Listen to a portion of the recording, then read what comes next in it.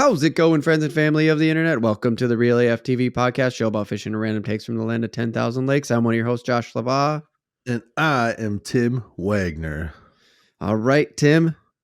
Episode 82. We're getting up there, man. Yep. We're getting up there. We're going to do there the one I've been avoiding. Nah, I haven't been avoiding. I'm just avoiding that. Okay. I'm just kidding.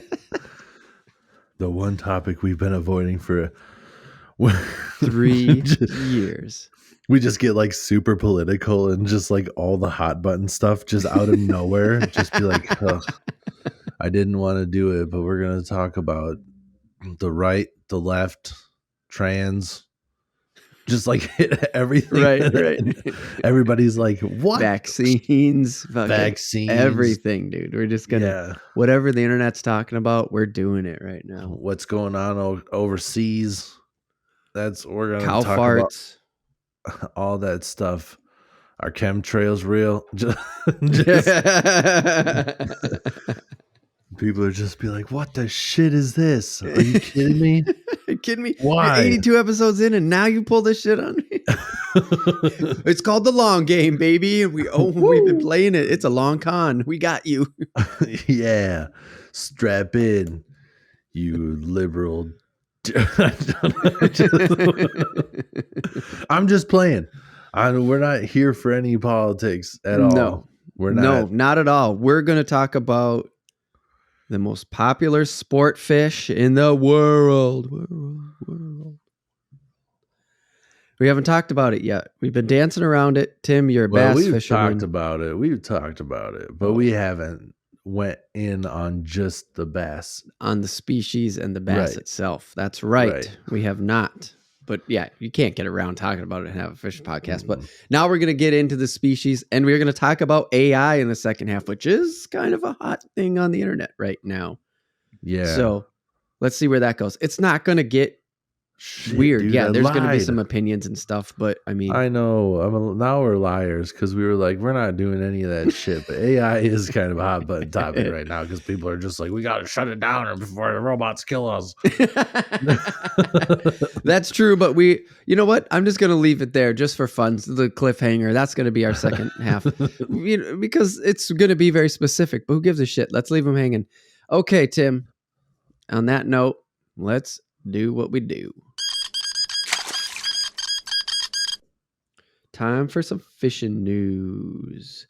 Okay. I got one here and it has a story behind it, but I'll say this headline first. No beer on the boat? That's just un-American. That is un-American. So here's how that story and that headline came about. I was watching some fishing stuff and this Canadian goes, you can't have open water. I mean, you can't have an open bottle out on the ice. That's an open bottle law. You can't do that. This is still a lake. Who the shit says that? What the fuck are you talking about, man?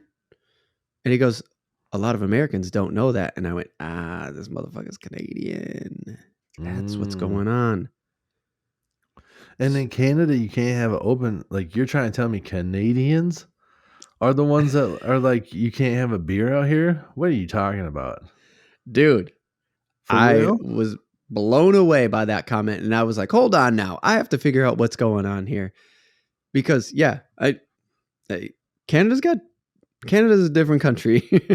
Yeah. Do we have drinking events here in the States on ice? In Minnesota, it's like literally, are you guys going out to the lake for ice fishing? No, we have a keg on the ice and we're going to get fucked up. Right. Like I've seen this before multiple times. Yep. There are literal just drinking events planned on the ice just to be like, we are from Minnesota. We're just going to go do some stupid shit. And on that hard open piece of water. Yeah. Who doesn't? I mean, that's the whole, what are you? So the comment was that it's still water and there's open bottle laws that apply to the water. And I was just like, okay, that's fucking crazy. Yeah. Because I've been pulled over in boats. I've been in boats. I've been on boat, I've been around boats. It's alcohol Yeah. is cool. It's fine. Yeah, the only law that we have here is it's just like drinking and driving in a vehicle. You can't have an open container if you're driving the boat. Hold that. Okay. Because I went and I started looking this up and I found it Care 11, so local news station here out of Minneapolis. Yeah. And I hit up there and and they had an article on this. Yeah. It came from the awesome team over there, the Verify team. Okay. So someone writes in with a question, right? And then the Sure. Verify team at Care 11 Like goes and does some real journalism on it. Yeah. And they did, they went to Hennepin County and they did the thing and they had their research and cited their stuff. Go over to youtube.com/realaftv/@realaftv and you'll find the link to this Care 11 article. You can read the whole thing, but all I'm going to say is here in Minnesota, open drinks on the boat is legal. In fact, Yep. the boat operator can drink and drive the boat. Yes, but not at the same time. Yes, at the same fucking time. No. Dude, No, go read the article. I'll have to read the article, but I'm pretty sure that that's not true. I'm pretty sure the rule is that you cannot have an open drink as you're driving. I'll have to read the article, but I'm almost positive that like maybe they went and fact checked it, but like I'm pretty sure in the book maybe they went and fact checked it improper. So I don't know, because you can drink if you're the driver, but you can't have like an open drink in your hand as you're driving. Is from my understanding. Like when you're stopped, you can drink. When you're fishing, you can drink. Then you drive the boat. You're fine. But I thought it was you can. Like I'm pretty positive that it's you cannot drink as you're driving the boat. So that's what I've always been told, and that's what I've always heard because of, well, that just seems pretty logical from if you know anything about DWI laws and stuff like that. It just seems pretty logical. Yeah. So even the boat operator can drink and drive the boat as long as they are not over or near the legal limit of 0.08. Damn. So they're saying that you can just drive. That's a quote. You can drink and drive the boat as long as you're not over the limit 0.08. But you can still. So there's even in that statement. I understand how you're reading into that. Yeah, and I'm reading into it one way too. So good. Yeah. So everybody leave comments, hit it up, read that article, leave us comments, see what you think. Keep going, Tim. Because I've always wondered that, like the debate I've had, and I've asked other people that have been like members of law enforcement and other people closely related. Yep. Where I've said, hey, like driving and having a drink is against the rules. But I was like, what are the rules on an electric motor? Like, can I get completely shithoused and use the trolling motor to drive home? That's what I've been trying to figure out, because it's like because it's so slow and stuff like that. Like, does it actually count? Because you're not really putting anybody's in danger. Like you could technically drive in front of somebody, I guess, but even still, you're not moving fast enough. The other driver should be aware of what you're doing. So it's like, I don't know. Yeah, well, that dude that always drives home on his Rascal from the VF every night never gets fucking pulled over. So, you know. But I have seen some random ass shit on like YouTube where people are getting DWIs because they're hammered driving their motorized cooler in the parking lot. If you have a motorized cooler, that's first sign you're getting a D-dub. Is you have you own a motorized cooler. I don't even have an open container. And just like, yeah, currently, but you're sitting on like 20 of them. Your vessel is a container for booze.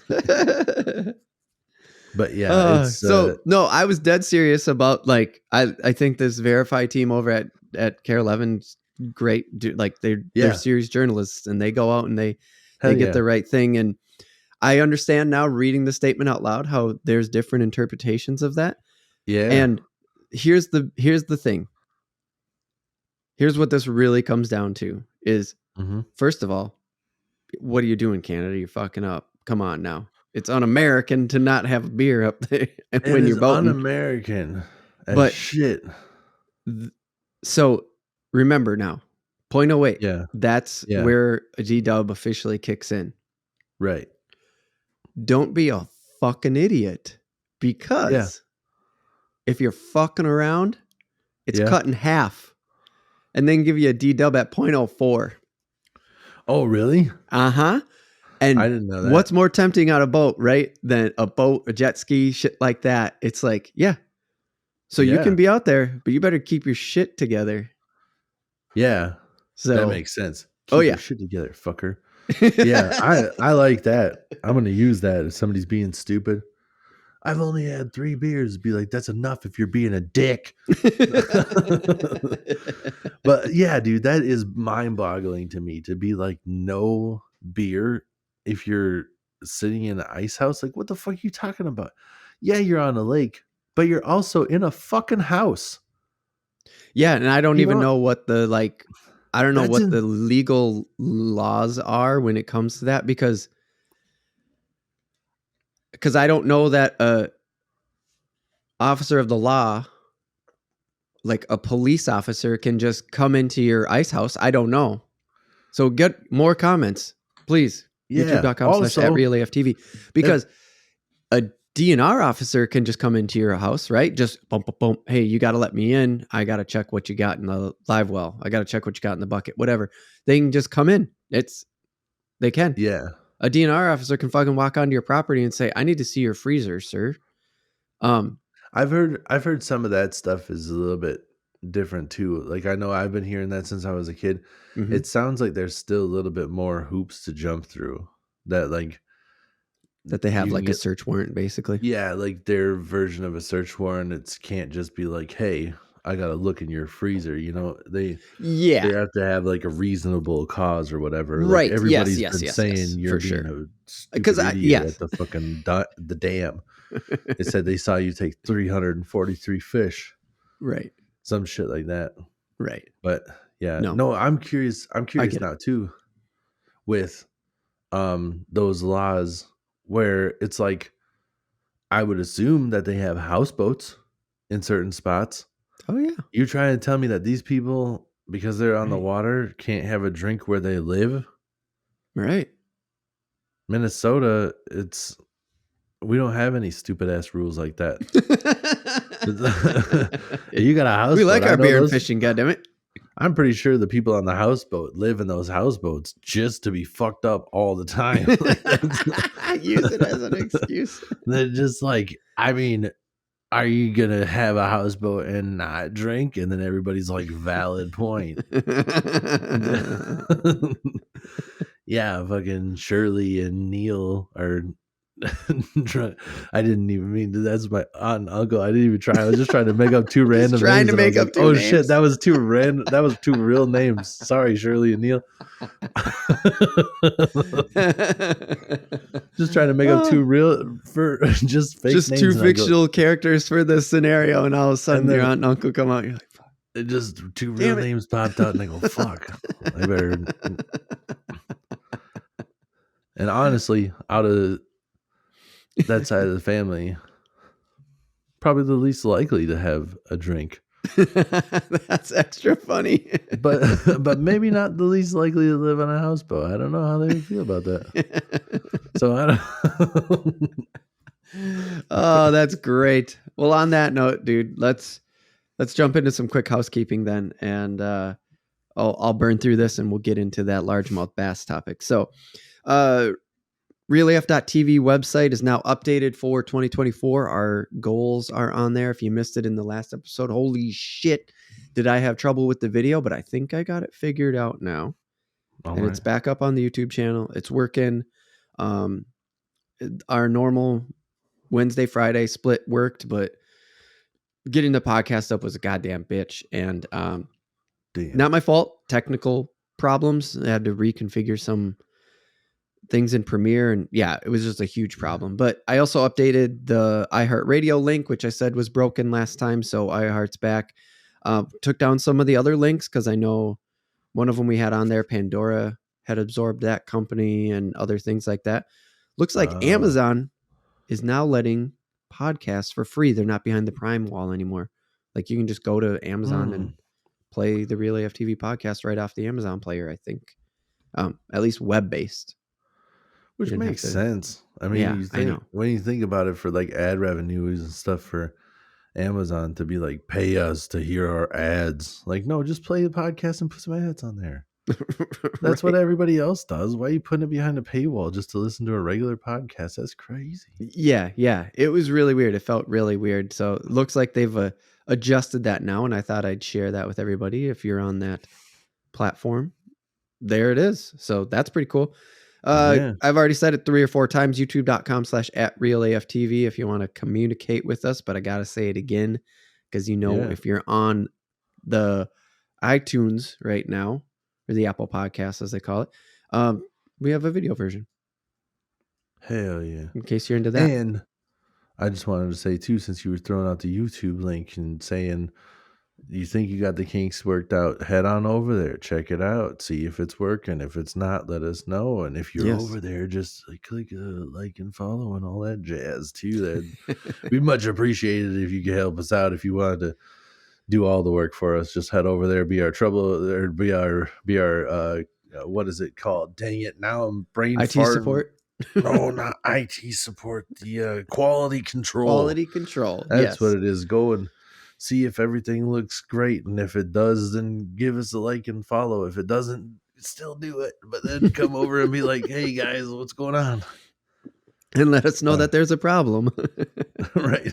Yeah. And yeah, the share part.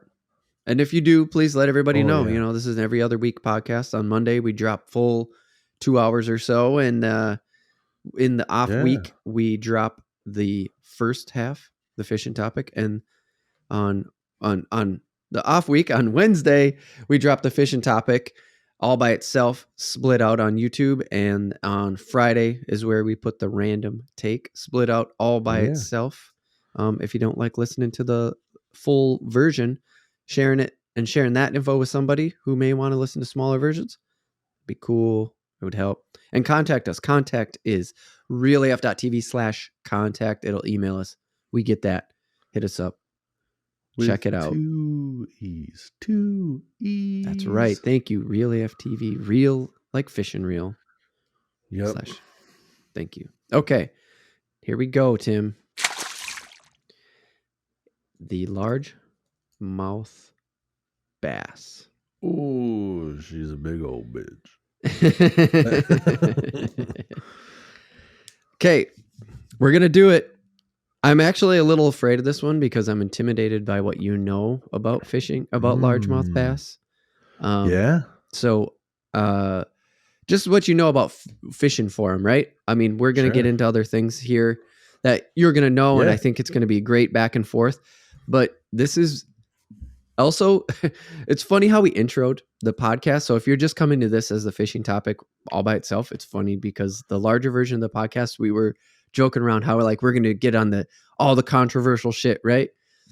Right. And now I think the reason why I've been avoiding this one kind of avoiding it is because I think this is the biggest knowledge base fish out there.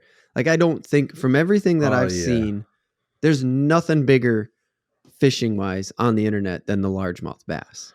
No, for sure. I mean, it's the biggest sport fish in America and the tournaments and everything. Like, people have been researching this fish for eternity, and so many people. When you go down south, you don't see a lot of boats that aren't bass boats. Holy shit. I didn't Like think how about that. yeah, it's crazy. When you are up here, you see all the different boats that we have. Oh, yeah. Down there, it's rare to see something that's not a bass boat. Holy fuck. That's so Yeah, weird to think it's about. crazy. It's crazy. Yeah, So, I mean, it's and on that note, actually, then, I mean, we're going to mix it up like we always do. We're just going to do our like conversational learning thing that really FTV is built on. But yeah, with that, I know there's probably like just podcasts that are just dive in. Well, there are just bass fishing podcasts. I mean, that's all there is to hmm it, right? oh for sure. But they're tapped into, bass pros in different ways and the sport of it, now all that stuff. And we're being more broad as Real AF TV. We're being more broad, but we're going to go about this one Real AF TV style, where we're going to talk about the species of largemouth bass and mix it in with your experience. And like, we're just going to Yeah, do that. And I yeah, think that's probably why I've been avoiding it, because I wasn't sure how to be unique about it. Like I thought we were just going to sure. be regurgitating a bunch of shit that people have already heard. And Yeah, yeah, of course we're going to just do the thing. you can't get around it. Yeah. Yeah. That's just what it is. There's Okay. almost Mhm. nothing new out there. It's just Yeah. everybody talking about it. But then when we're Right. talking about our own experiences and our own personal opinions and stuff on there, that Yeah. makes it a little bit different. Also, For I think sure. we're Yeah. bringing a little bit of a dynamic to it where like you're less seasoned as a Mhm. bass fisherman, but you've done all the research. Mhm. And I've been working on a water heater all day and just came here to be like, "What's up? Let's talk." So it's kind of a different dynamic where I've done absolutely no preparation except for hydrated a little bit, and you have basically just came out with like all the information. So I think it could be an interesting back and forth as well in Yeah. that sense, where you're like, here's everything that's down, and I can just be like, well, here's all the things I know. Right. And here's my lived experience. Yeah, exactly. Yeah, I I think would this is also the like perfect to. dynamic that, again, really FTV is built on, is like, Yeah, is that it's like, here's some life experience, here's some research, yeah. conversational learning, here we go. Well, and I think ours is like more like the foundation of it too, like the starting blocks For of sure. where a lot of the other stuff that you hop into their um fishing stuff. It's almost like it's a lot of it's over your head where you're trying to, Mm, I picture some of the other stuff like if you're a beginner to novice in bass fishing and you don't know a lot of yeah. what's going on, Yeah. you hop into those podcasts. I think some of that's like hopping into like the third season of Game of Thrones, where you're just like, Right. Right. who's that? Right. What did she say? Mm-hmm.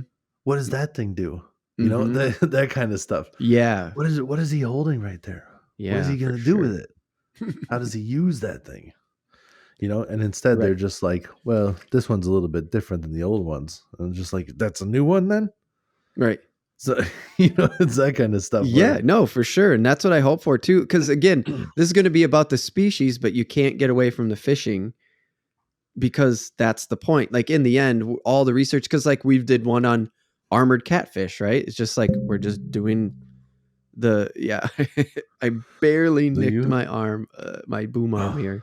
Oh no, I thought that was a noise in the background here. I was like, what the fuck was Oh that? God, because your water heater's noise. Anyways, Oh yeah, dude. Sorry. This is a no. little bit off topic. I gotta tell you, I just replaced I've been doing research and figured everything out, and I replaced the element on my water heater because it was blowing the breaker and it was like making these gnarly noises, right? And tonight, like I got everything done. I screwed it on and everything, and we're getting ready to do the podcast, and I'm walking up the stairs, and as I'm walking up the stairs, the coffee pot that I have on gets to that point where there's like barely any water left, and it's Yeah. like that, and I just like, oh shit, what? And then I realized it was the coffee pot, but for a second I shit my pants. I was like, no, what Because was you've this? been freaked out for a day and a half, Well, a and day you're and a like, half. because you got to drain it and do all this other stuff, and it makes those like airs getting into the pipe when you're draining it Sure, out. It sure, does of those course. kind of noises, and everything's sealed up, and it shouldn't be Yep. leaking, and it shouldn't do any of that.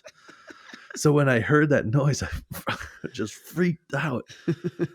But anyways, so yeah, when you made that noise, I'm still a little bit on edge here. I literally finished up with the water heater, like the finishing touches right before we recorded. Oh, nice. And then I had quite a bit of caffeine, so I'm a little bit on edge. And then that noise, I was like, oh, Jesus. All right. Well, Tim, yeah, again, this is going to be about the species. So here's how we kind of kick it off. Oh, first of all, I want to thank U.S. Fish and Wildlife for the majority of this information, but it is a largemouth bass after all. I popped around to a bunch of other reputable sources to get information, but a big chunk of this came from U.S. Fish and Wildlife. To prove this is about the species, Tim, we have a scientific name on our hands. Do you have the document open? Because I'm gonna struggle my way through this, and then usually you figure it out. I don't know how. I don't know. Did you study Latin in college or what? Micro. Mickle Bickleberry. It's opening now. Micropaturus salmodies. What the fuck is that, dude? The scientific name of the largemouth bass is Micropaturus salmodies. Yeah, I think that's pretty close. Salmoids? Micropterus salmoids? Micropterus salmoids? That sounds salmoids? better. That sounds better. Yeah. I don't know. Some of these you can read into and you get like, you kind of go, oh, okay, probably means that. This I'm looking at and I'm going, what the fuck? Well, sometimes when I say stuff too, I just say it like where it feels the best when I say it. Like it doesn't, I have no idea if I'm saying it right. It just, that's what feels the best. I know some words are actually like it's actually pronounced Micropaterius, where you're just like, why, dude? But why? I don't like that one. Feels weird coming out of my mouth. I don't like it at all. I'm gonna say it like this. So that's its scientific name. I don't have any insight into that at all, because like as salmonids, nothing. Didn't go down that road, but there it is. It's also one word. Largemouth is a word. I did not know that for a long time. Like it's not that I didn't know it, but it's one of those things that every time I would write it or every time I would write it down, I would question it. Oh yeah. That's one of those things where I've never put the space and I've always seen it like that. And I never really thought about it, which is like, it is weird because it's two words, but when it's a title, I guess it changes the rules or whatever. I don't know, but that was it. Yeah, that was why I put it on there, because largemouth bass. I've also heard it sort of like that, but like largemouth bass, like large mouth bass, large mouth bass. I don't know, man. There's just ways to say it, and I've always sort of fucked it up a little bit because I've been questioning it, and then I did the research and I'm like, no, it's largemouth bass. Like, largemouth is one word, bass is the second half. Yeah. I literally never thought about it until just now. So it is weird. Yeah. But I suppose that stops you from putting the emphasis on weird spots. Large, mouth bass. Yeah, it's a large mouth bass. What did you say? Did you say you caught a big mouth bass? What the fuck is a mouth bass? Yeah, so you caught a mouth bass, but it was like a big one of the species. What's a mouth bass? Large, one of them large ones. Large ones. Oof, I don't like that. So they're usually dark green on top with that kind of stripe in the middle is with pulses in it, right? Like, how would you describe that stripe? Because it's so distinct on most bass. It looks so exactly cool. Like our sound bar on the bottom. Yeah. What do you call that? What do you call that thing? It's like when you talk and you see like the sound waves. Yeah, the audio. It's like an audio print. Yeah. Yeah. There you go. Audio print. Yeah. Yeah. Whoops. God damn. I keep bumping this shit. I didn't even hear it till the second time there. I don't Well, know. I keep seeing the screen, like the camera too goes. Oh yeah, yeah. On And I'm just YouTube. like, I hope you're not watching this in VR. You'll get a little sick from that. ooh. um. Okay. So they're green on top. They have that like Mhm. pulse, like that audio mark line Yeah. going through the center of them usually, and then they have that bright white belly on them. It's almost Yep. always what a bass looks like, right? Yep. When Now, you get them in the oh, wild, go ahead. What's that?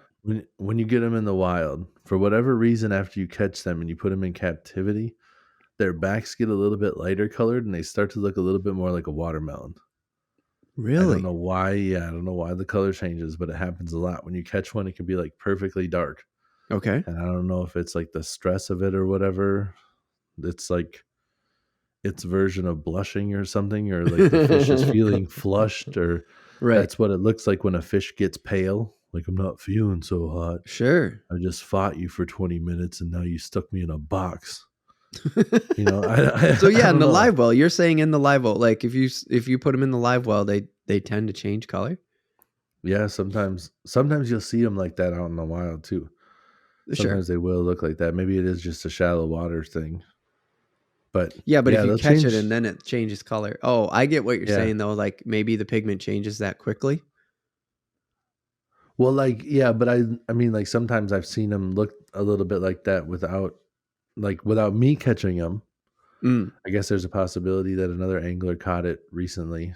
mm. But yeah, I don't know what causes it or why.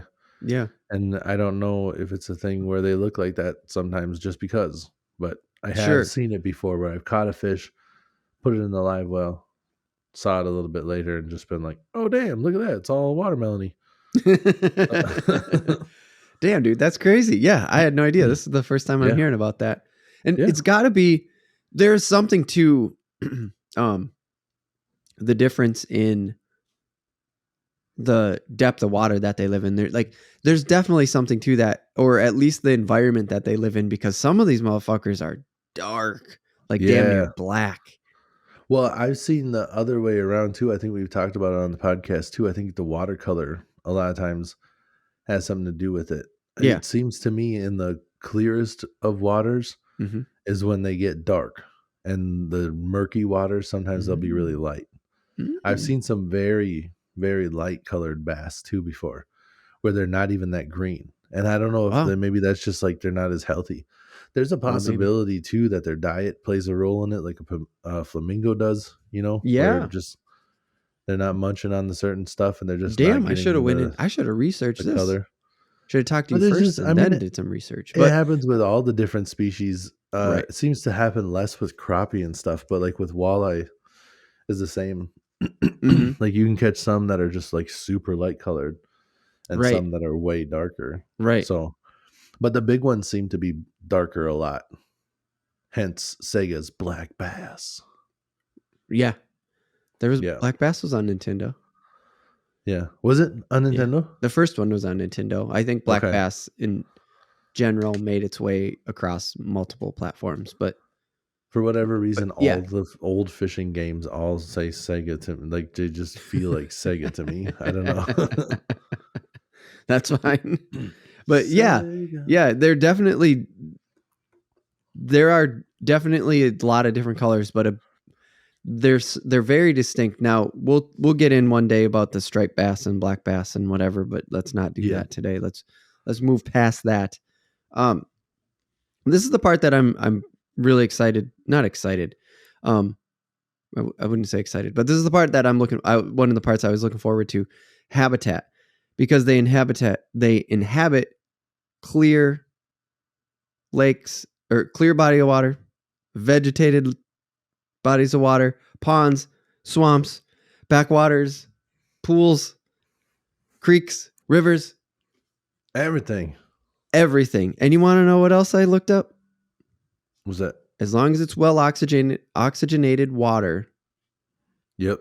they even hang out in brackish water sometimes. Oh, for real? Yeah. I was they're like, just- dude, so the only place they don't live is brackish water. And then I did some further research, and it's like, no, they can hang out in some Yeah. brackish water. So Yeah. it's probably the real fresh end of Yeah. where the estuary starts, but like, Sure. yeah, even brackish, Which means a little salty for which, those of yes. you not Yep. familiar. Thank you. But yeah, that's gnarly. I didn't know that. Yeah. So the That's bass are awesome. just I'm like, glad I could bring something to the, you know what I yeah, mean? Like, this is what I was yeah. hoping for, things like that.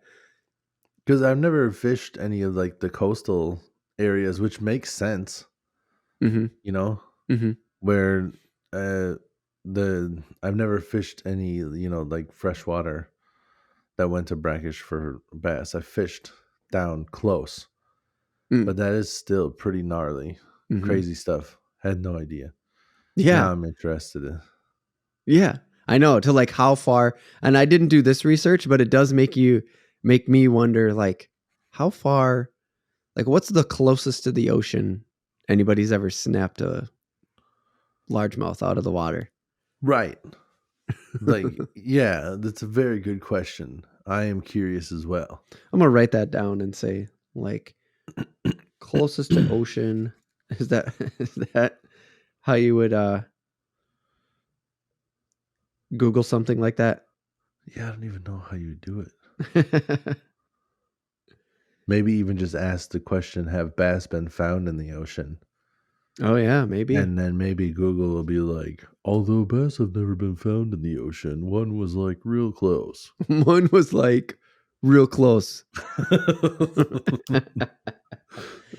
uh, so, anyways, about habitat in general is, yeah, you can find them anywhere. They adapt Yeah. fucking super well in these freshwater situations. It's just like, yeah, put a largemouth bass in there. It got me saying black bass now. Put a largemouth bass in there. It's probably going to be fine. Yep. And I have the coverage map in. They do well in ponds too.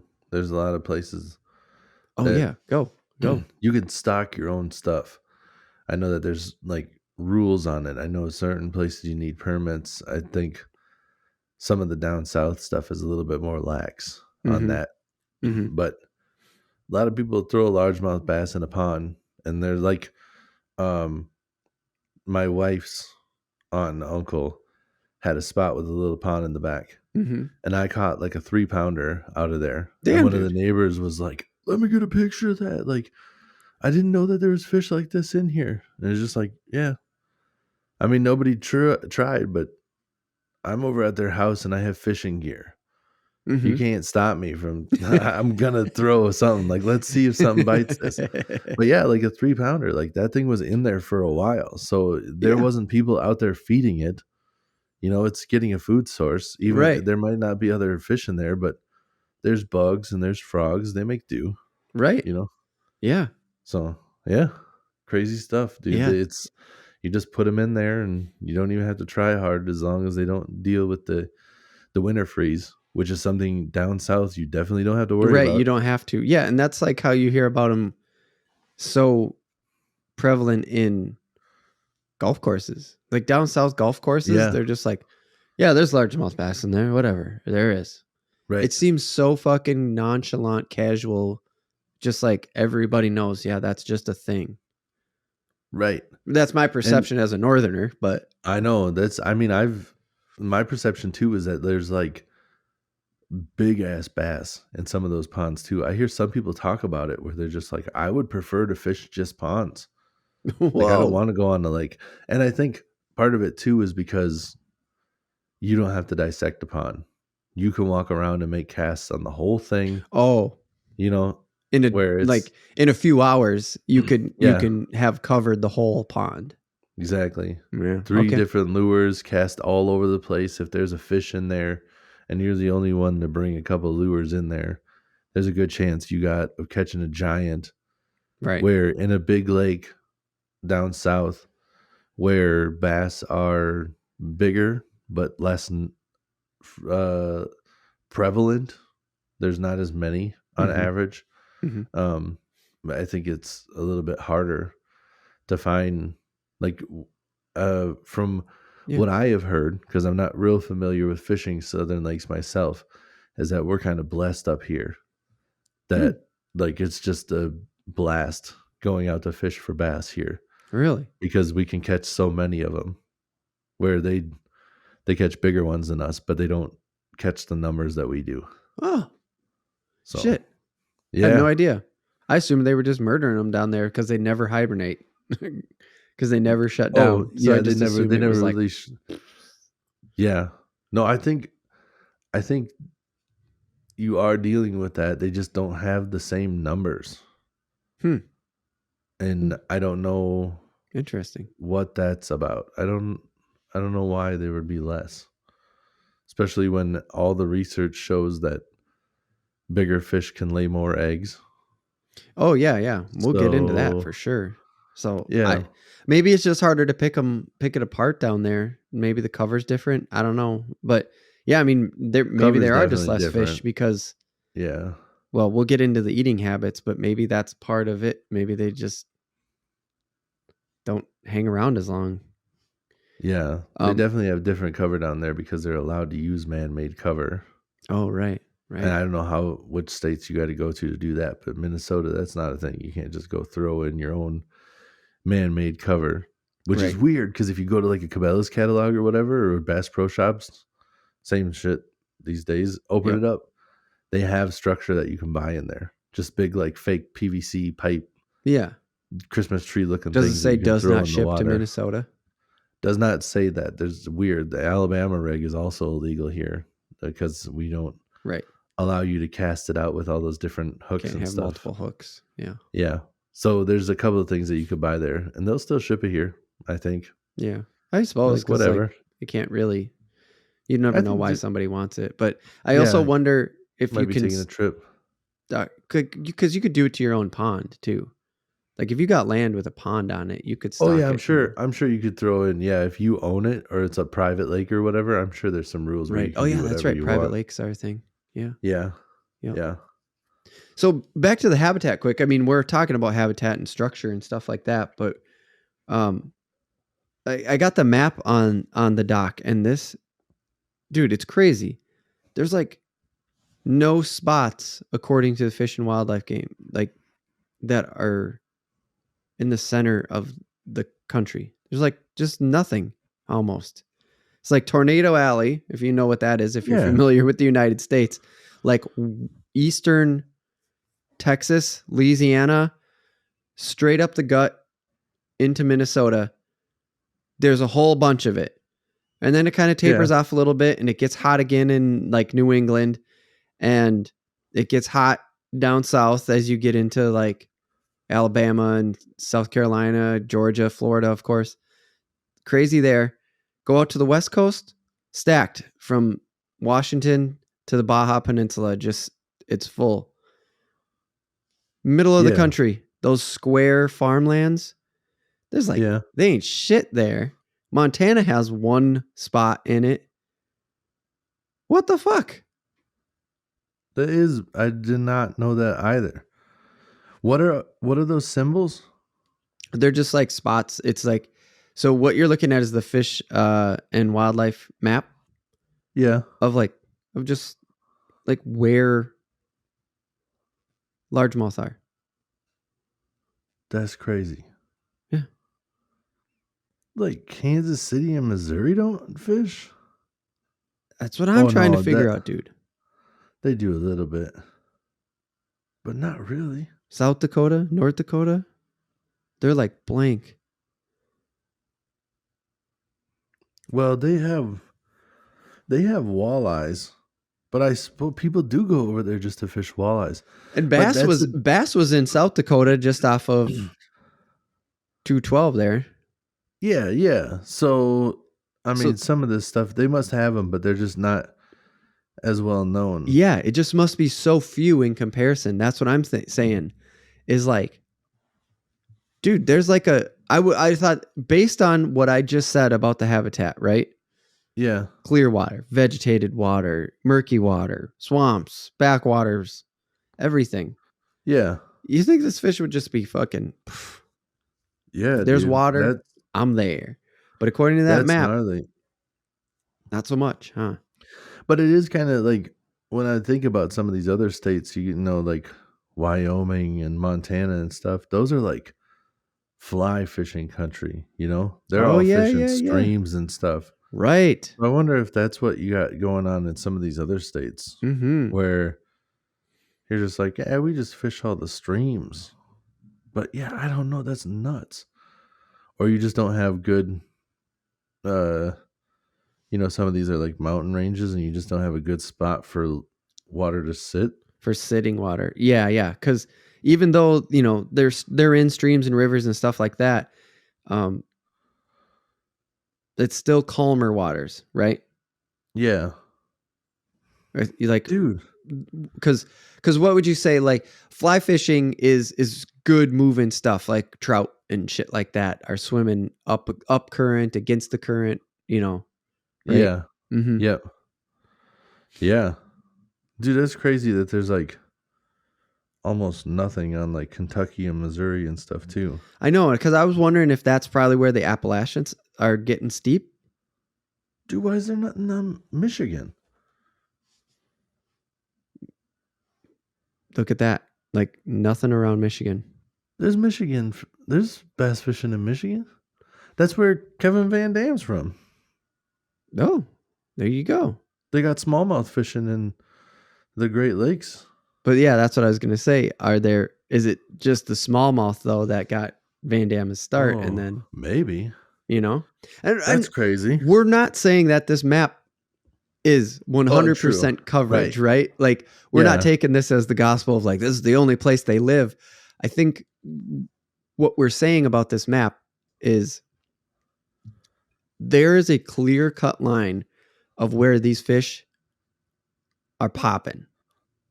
Right. True. And it's Yeah, like there's East Coast, West Coast, dead center. And then there right. are these like desert areas. And based on where they live or what they're capable of living in as far as bodies of water, it's like, I just thought it would be easy. Are we that ignorant to water being from the land of 10,000 lakes where we're just like, doesn't everywhere just fucking have lakes? I think we do, yeah, not really think about it either. Where I every once in a while I've thought about like, you know, moving to a warmer climate, Uh-huh. but then I'm like, but do all these other places have a lake like every 10, 15 minutes? Because I don't want to Right. go someplace where I can't just be like, I heard that lake's not doing so well. We'll just go the other way, the opposite direction for the exact same amount of time Right. and hit another lake. And there'll be one there for us. Or we'll go to this lake, and if that doesn't work out, we'll cross the road to the other lake. Yeah, we'll just walk over and try that one. We'll just try that one. If this one's not going well, or if it's busy, we'll Right. just go to the lake right next door. Right. You know, like I don't like the idea of some places where the lakes are all over the place. But looking at this too, I was thinking, kind of giggling to myself with like, oh, Utah doesn't have anything. But it's like, those guys are like, I got 5 wives. You think I got time to fish?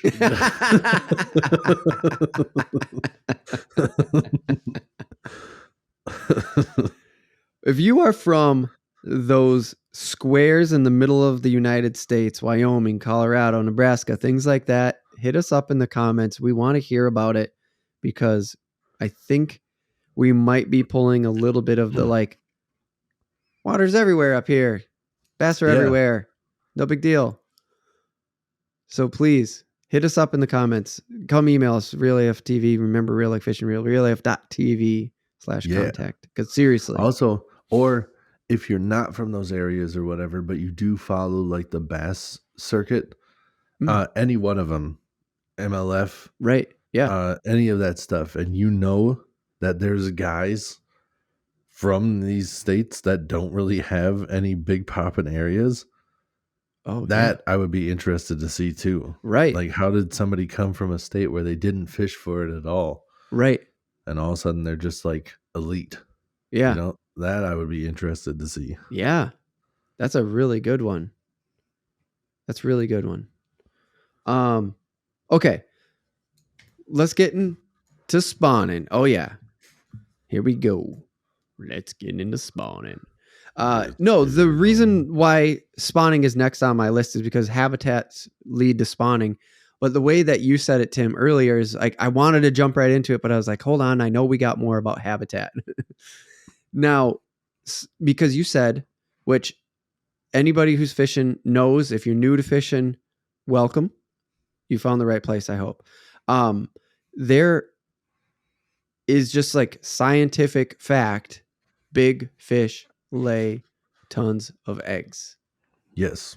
Just the way it is, right? So you were Yep. saying down south, it seems like the populations of a largemouth aren't as high down there. They may not be as high. You've heard from in your experience. You've heard that, and it's true. I mean, the article went on and gave numbers and all this other, they're like the few places I saw, they like give numbers and they're like, oh, it could lay 5,000 to 40,000 eggs. It's like, holy shit, man. Right. That's a lot of eggs. Well, and now looking back on it too, after I said that, I did start thinking kind of as we moved on to the next topics and stuff that maybe water temperature has something to do with it. Maybe because we're cooling down and it's warming up and they have like an ideal temperature to kind of like incubate them and help them get rolling and stuff. Right. Maybe the waters down south can get too hot too quick. Yeah. And they don't And the spawn little some fish years, are maybe. just the Spawn doesn't go well. Maybe the spawn doesn't go like it's supposed to because it's too hot. Mm-hmm. And it's just, maybe the bass doesn't know it's supposed to lay eggs. Just right. like, this heat's got me bloated. It's just like you gotta go dump those eggs, girl. But I don't know. Or maybe the babies don't handle it well. The fry right can't handle it. Maybe they have different predators down there that are that just eat business. the fry up quicker than maybe up here gets done. Yeah, I don't. Right. There's a lot of questions that I have. Well, you make a good point about that one, about the water though, because there is an ideal range and it's 59 to 75 degrees for spawning. Right. So like, see, but 75 degrees is still like crazy, dude. 75 is like, I mean, when we get the waters into like the 80-degree temperatures, that's hot as shit for Minnesota. So like, oh yeah, that we don't hit that 75 for a long time normally. Not up I know here. last year was kind of like a weird year where it got hot quick and it heated up fast as shit. Yeah. And that was a weird one because I know, if you go back to last week's podcast and see how we were talking about the goals and stuff, one of them was to fish the pre-spawn crappie, and last year that just didn't exist. Oh, yeah. It was like frozen till it was hot. Yep. It was weird. Yeah. So yeah, I don't know, dude. That's a couple of things during this podcast I have not really thought about until all of a sudden we talk about it, and then I just go, oh shit. Yeah. Which I love because again, I was a little intimidated to bring this up because you have years and years of experience of actually hunting these things. And now I know, like I said, we're going to talk about the species itself, but the idea behind talking about the species is that as the fisher, you learn more and you learn different ways to go after them then, right? And that's why we do these types of podcasts, these species podcasts like this. So you probably already know this one with the like spawning areas. They need a firm bottom, sand, mud, gravel. But like, see, sand, mud, gravel. It's like, if it's calm, it's cool. Yeah. Sand, mud, gravel. Like, you're gonna lay eggs. Yeah. They like a protected bay is a big part of it. Okay. A lot of times, like sand, mud, gravel. Yeah, it's like everything. What doesn't it That's want? like what the bottom of a lake can be. It's like the three things it can be. What Rusty did they car. not? Yeah, right. What did they not list?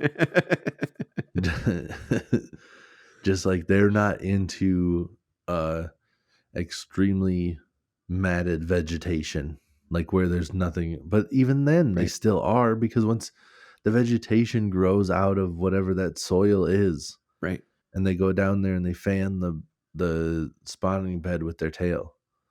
Oh, so even in the shittiest black bottom bays where it's like all dead, decaying shit Uh-huh. on the bottom. The Mm-hmm. crappies too will go and like fan away all the bullshit because they know what's underneath it. Oh, damn. How? I don't know. Right.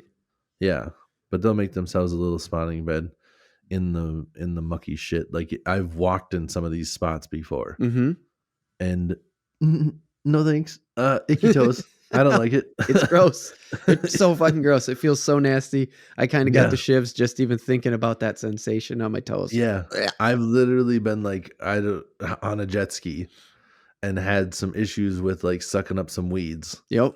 and I'm like, we're gonna paddle this over to that shoreline Right over because to I'm that. not Yep. trying to walk on this shoreline. Like, we're close to that shoreline, but I am going out of my way to not walk on this shit. Right. Damn, dude, that's crazy.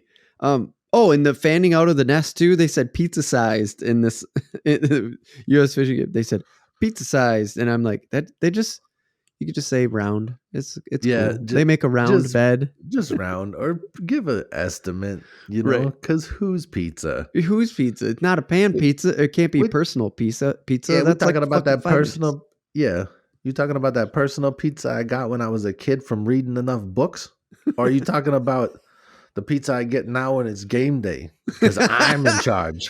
Because I'm in charge. Oh God, that's awesome. Nothing special about this. The way the females lay their eggs, they go around bed to bed. That's a nice bed. That's a nice bed. That's Yep. that's what they do. Males hang out and protect it. Yep. This was crazy to me. Yeah. So the mature males, once they've Yeah. done their thing, Yeah. they will eat other fries that they encounter. Yeah. You talking about other fries from like other bass? Yeah, like other largemouth bass. So like Yeah. you've talked about, do you want to talk about how they nest up like kind of next to each other, but they'll also beat the shit out of each other if they nest up to each other? Yeah, dude. So it's like they're like territorial, but they're also stupid as shit.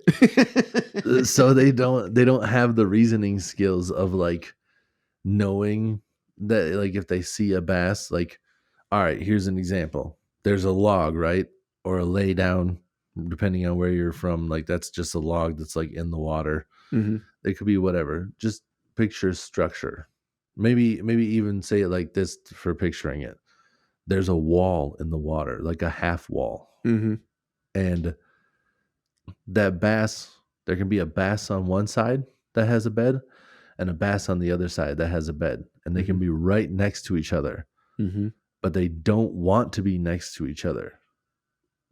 They just don't know that they're that close because of that wall. Right. If And they a thin wall. I mean, you're talking like a tiny little piece of particle board, even wall. Yeah. It's just so they can't see each other. Yep. If they swim up to grab some food or do whatever they're doing and they see each other, they'll be like, oh shit, bro. And then like swim back down to their bed. But they won't, like if there wasn't that wall there, those bass would not spawn next to each other. They'd be right. Good like 50 feet away from each other, so they're not spawning in the same area. But Right. you put that divider there, it's game on. I've made the comparison to like bathroom stalls. Yeah. Like I love that one. like I am not comfortable peeing in the troughs that they have. But you give me a wall, I'll stand shoulder to shoulder with you. Give me a divider, I don't give a shit. You can be right next to me. And it's all cool. Yeah. Yeah. And so with that, when the other fries, it's like, so a female will go around and lay on a nest every few days. So you got to think 2 of them close that would be fertilized at the same time or roughly the same time. There's enough out there probably. So then the males hang around for a few weeks and they wait for the fry to get pigment. And then they school up the fries, the baby fish, they school up and they get their pigment and then they take off. And that takes, could take a couple weeks for that to happen. And then that's when the male will take off too. And the fry typically go into weeds, nearby vegetation and shit like that. And they Sure. go to hide and hang out and eat plankton. And if that male, those two males next to each other, Yeah. see, or like, those two males next to each other, and one's leaving its nest and the other one has fries, swim away or whatever. Like the one would eat the other's fry. That's what I'm trying to say. Yeah. If it encountered it, it does not give a shit that they're largemouth. It's like instinct is Oh to yeah. kill other largemouth fry. Just doesn't Yeah. care. I'm gonna eat them. They don't. They're the reason that, not the reason, but the fact that most of the different species are game with that is one of my biggest arguments of just being like, but if you're gonna kill a fish or whatever, are you kidding me? Look how dumb they are. They will eat their own kind. They murder their own kind constantly. Not Constantly. not only will they eat fry like other babies, they will eat their own babies at a certain point in time. Yep. Not immediately, Nope. but I've always pictured it of them like playing hide and seek. Like they're just like watching the fry, and then they're just like 20, 21, 22. Let's see. Ready or not, here I come. And then they just fuck them all up. And like, you've had enough time with me. You've had enough time. I'll fucking eat you if I see you now. I'm ready, dude. I was watching you for a while, but now game on. You should know better. Just So saying, you yeah. should know better.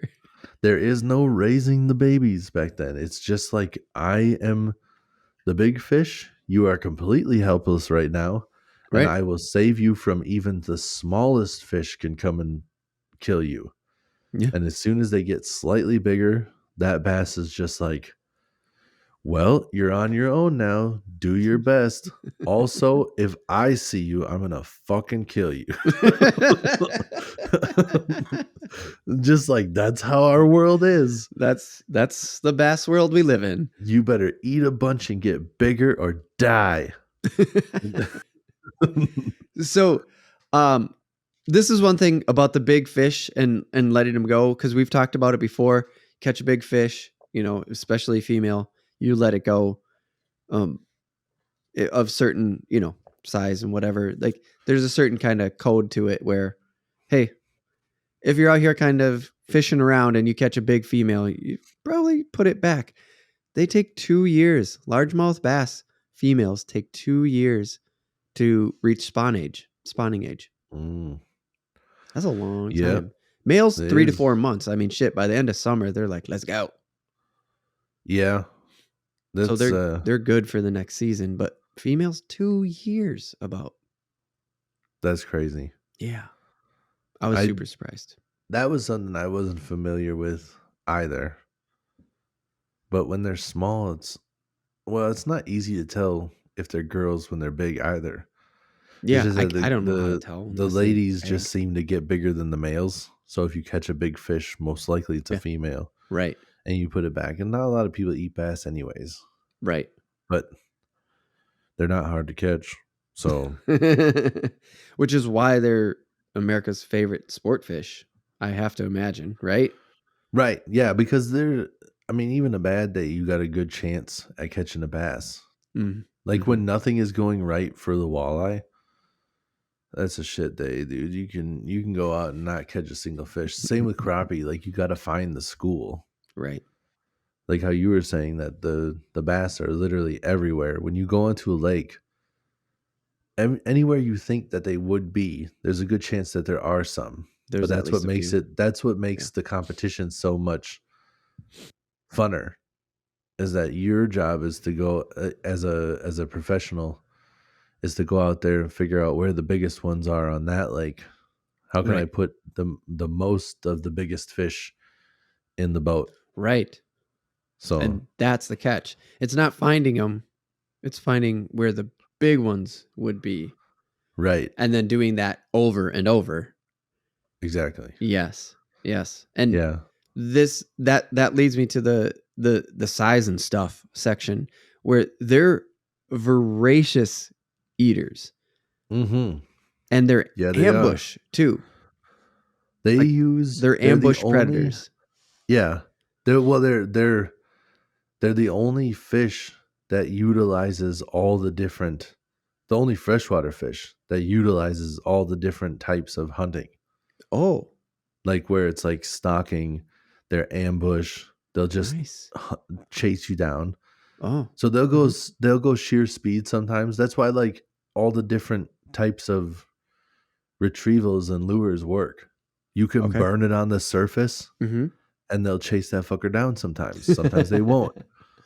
Sometimes when it's a bright day and they're next to the dock, they're waiting in that shadow to Mhm. come out and hit something. That's why Mhm. when you're working something along that shadow line, it works. Some days they're stalking the prey where they'll just follow it for a while. Mm. Like the jerk bait when it gets a little bit colder and you're Mhm. just working it and pausing it. Mhm. Some days they don't necessarily want to eat it, but they're right there following it, thinking about it. They're Mhm. just like, you make the wrong move today, bro. I'm gonna smash you. It's there, and I forget there's like two other types of hunting. One of them's opportunistic, where some of the other Mm. fish, if I you got you. Took me a second. if you've ever seen this, if you're on a dock here in Minnesota, Mhm. sometimes when you're on a dock where they have muskies, they're a big fish, and you can put a lure directly in that fish's face, and it won't always eat it. Okay. It's like the thrill of the hunt, like the T-Rex in Jurassic Park, Mhm.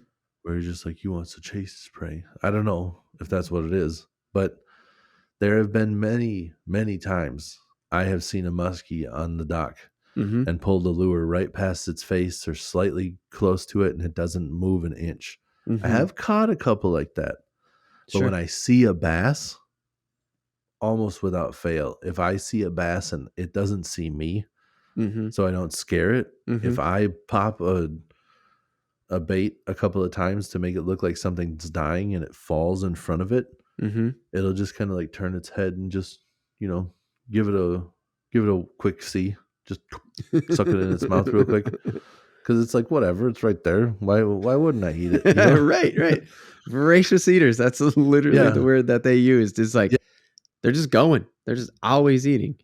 always. Except That's for what. except for during spawning. So that was Mm, actually my question is or that was going to be one of my questions. And I think you've explained this before, but now we're doing the largemouth podcast. So hmm. why is it good to fish during spawn then? Well, Or why is the fishing good during spawn? it's because of where they're at. The big girls are up in the shallows, roaming around looking for spots. Okay. So some of those big fish are harder to find in the summer, and Mm, like they're moving other spots. okay. Okay. Those big girls are up in the shallows, moving from spot to spot, so they're on the move. So you have a good chance of big fish being up there. Well, plus where they are. So also like they're just that opportunistic feeder, Mm. and they don't always eat, but also if you put something in their face and make it look like an easy meal, they have this natural instinct to just eat it. If it Yeah. looks like Okay. it's an easy meal and it's in front of their face, sometimes Right. they just can't help themselves. They just go, well, shit, yeah, I gotta protect Right. these fry, but if Yeah. nobody's looking, just Right. So yeah, I think so I would say that this comment of they don't eat during spawning is probably like well, unless it's swimming by like they're not out trying to eat correct, voraciously like they but always are. Like their yeah, natural behavior is. yeah, but you can still get them to eat, and you know where they are. Right. Right. And the other thing is too, sometimes they will be on their spawning bed and they will actually come and grab a lure. Like if you put like a jig, Mhm. or like a Texas rigged, soft plastic or whatever, Mhm. to look like some sort of a creature that's Mhm. like kind of going into their bed. Mm. Sometimes they'll come and eat that, not to eat it like it's mad. I've I've heard people saying, I haven't witnessed it personally because I haven't, went out and like documented this, but I've heard some of the pros talking about it and some other places where Mhm. a fish will literally come up, suck in the bait because it's on the spawning bed, and Mhm. like turn around and swim like 2 feet and just spit it back out. Like it's Like defending the bed it's almost. almost just being like, no, you can't be here Yeah. Yeah. You over don't there. belong So here because yeah, this is for only my fry. Get out of yeah. here. And honestly, for a fisherman, who cares what their intention is?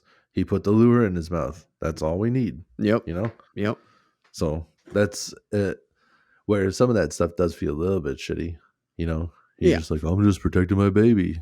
And Right. I'm just like, I'm ripping your fucking lips off and pulling you up to bed. But it's also, there's so many different numbers and stuff, and they're just not that bright. Yeah.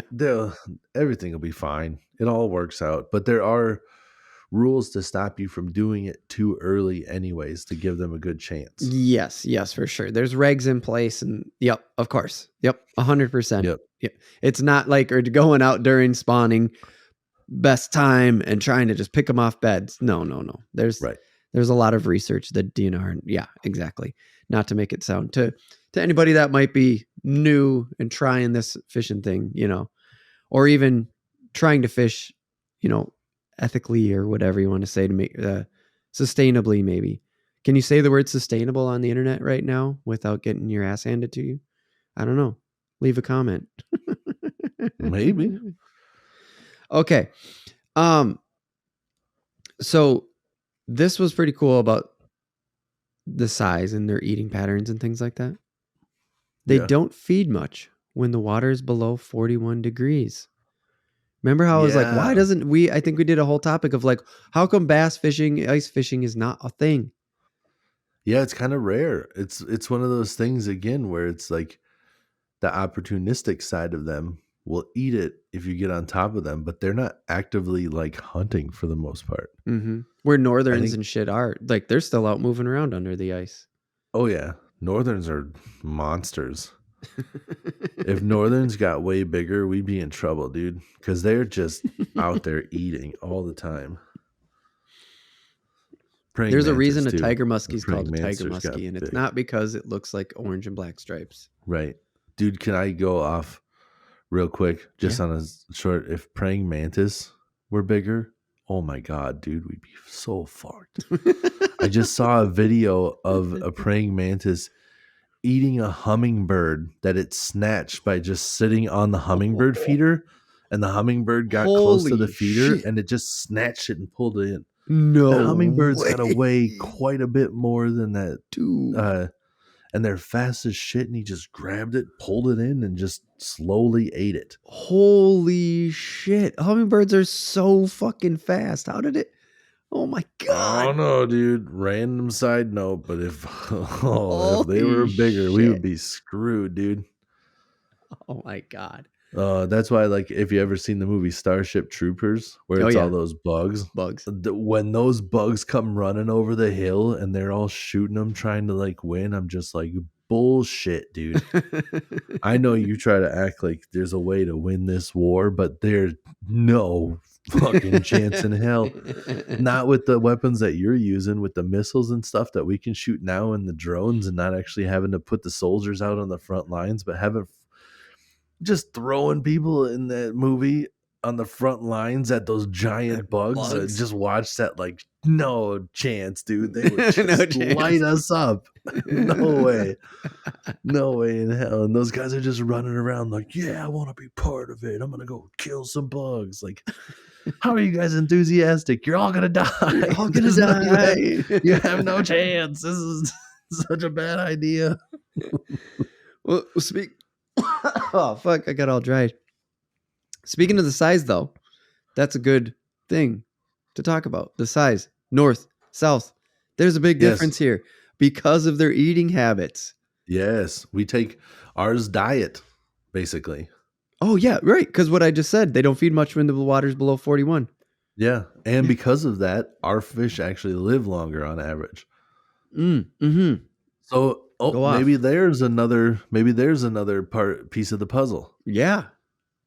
Maybe their fish down there get bigger, but if we're talking about the females here, Hmm. or just in general, the females don't reach that sexual maturity until they're 2 years.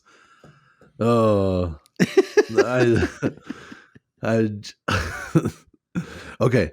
Don't get mad at me, anybody, if we're Don't. talking about fat shaming or whatever. But I was thinking, like, down there, by the time they hit 2, they're fat and gross, and they can't find a mate. Just, they're huge already. Everybody's just like, ugh. I'm a fat guy. It just made me giggle. But anyways, yeah, maybe that does really have something to do with it. Yeah. Where it's, if they're constantly eating too, maybe they don't focus on the eggs as much down there. Maybe they don't spawn as much, just because their habits are a lot different, where it Yeah, never like gets because they're quite as just like cold. constantly eating and like always like they never take a break Yeah. eating. So I wonder if that has like that's what it seems like because there's so much bigger down there. I mean, dude, the average size of a largemouth bass is 16 inches. Yeah. The largest one is 22 pounds and 4 ounces in Georgia. 20, Ma- 22 pounds. A fucking cat. Absolutely massive. Those fish are so damn big that they look like they have the bends. You ever seen the fish the fish that have the sea fish that have the bends when they pull them up from Cod, like usually. way down Yeah. far in the ocean, The and they nets. pull It's them like the up? cod net, the Yeah. like drag net cod Yeah. fishing. And their And then you eyes pull fucking them up. Yeah, because the pressure difference, they're like popping on their head. That's like the bass. They're not that deep, but they have their eyes are like bulging out because they overeat so much that their eyes are popping out of their face. It's nuts. But yeah, maybe that does. I mean, maybe it's even making them like more regular up here, where like Mm, our fish just have that routine down mhm, pat. They're like, mhm, in the springtime, I spawn. Summer warms up a little bit. I eat a little bit more, but I kind of just mm, chill because I don't want to go. I find a good spot in the weeds, or I go deeper because I don't like it when it gets too hot. When it mhm, cools down a little bit more, I really strap on the feed bag because I know the cold's coming, and I know mhm. I'm going to be lethargic, and I'm not going to want to do shit.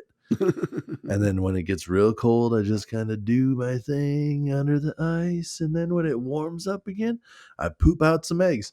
But down down south, I don't know. Maybe it's just where they're just like, I think it's like a little bit colder now. Right. But but I think it's getting warm again or something. I don't know.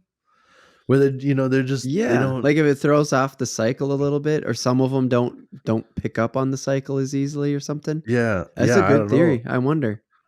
And in Georgia, they're just like, I picture them just talking to each other, and just one of them's just like, Betty, are you gonna spawn this year? And then Betty's like, I'm gonna eat till my eyes pop out of my fucking face.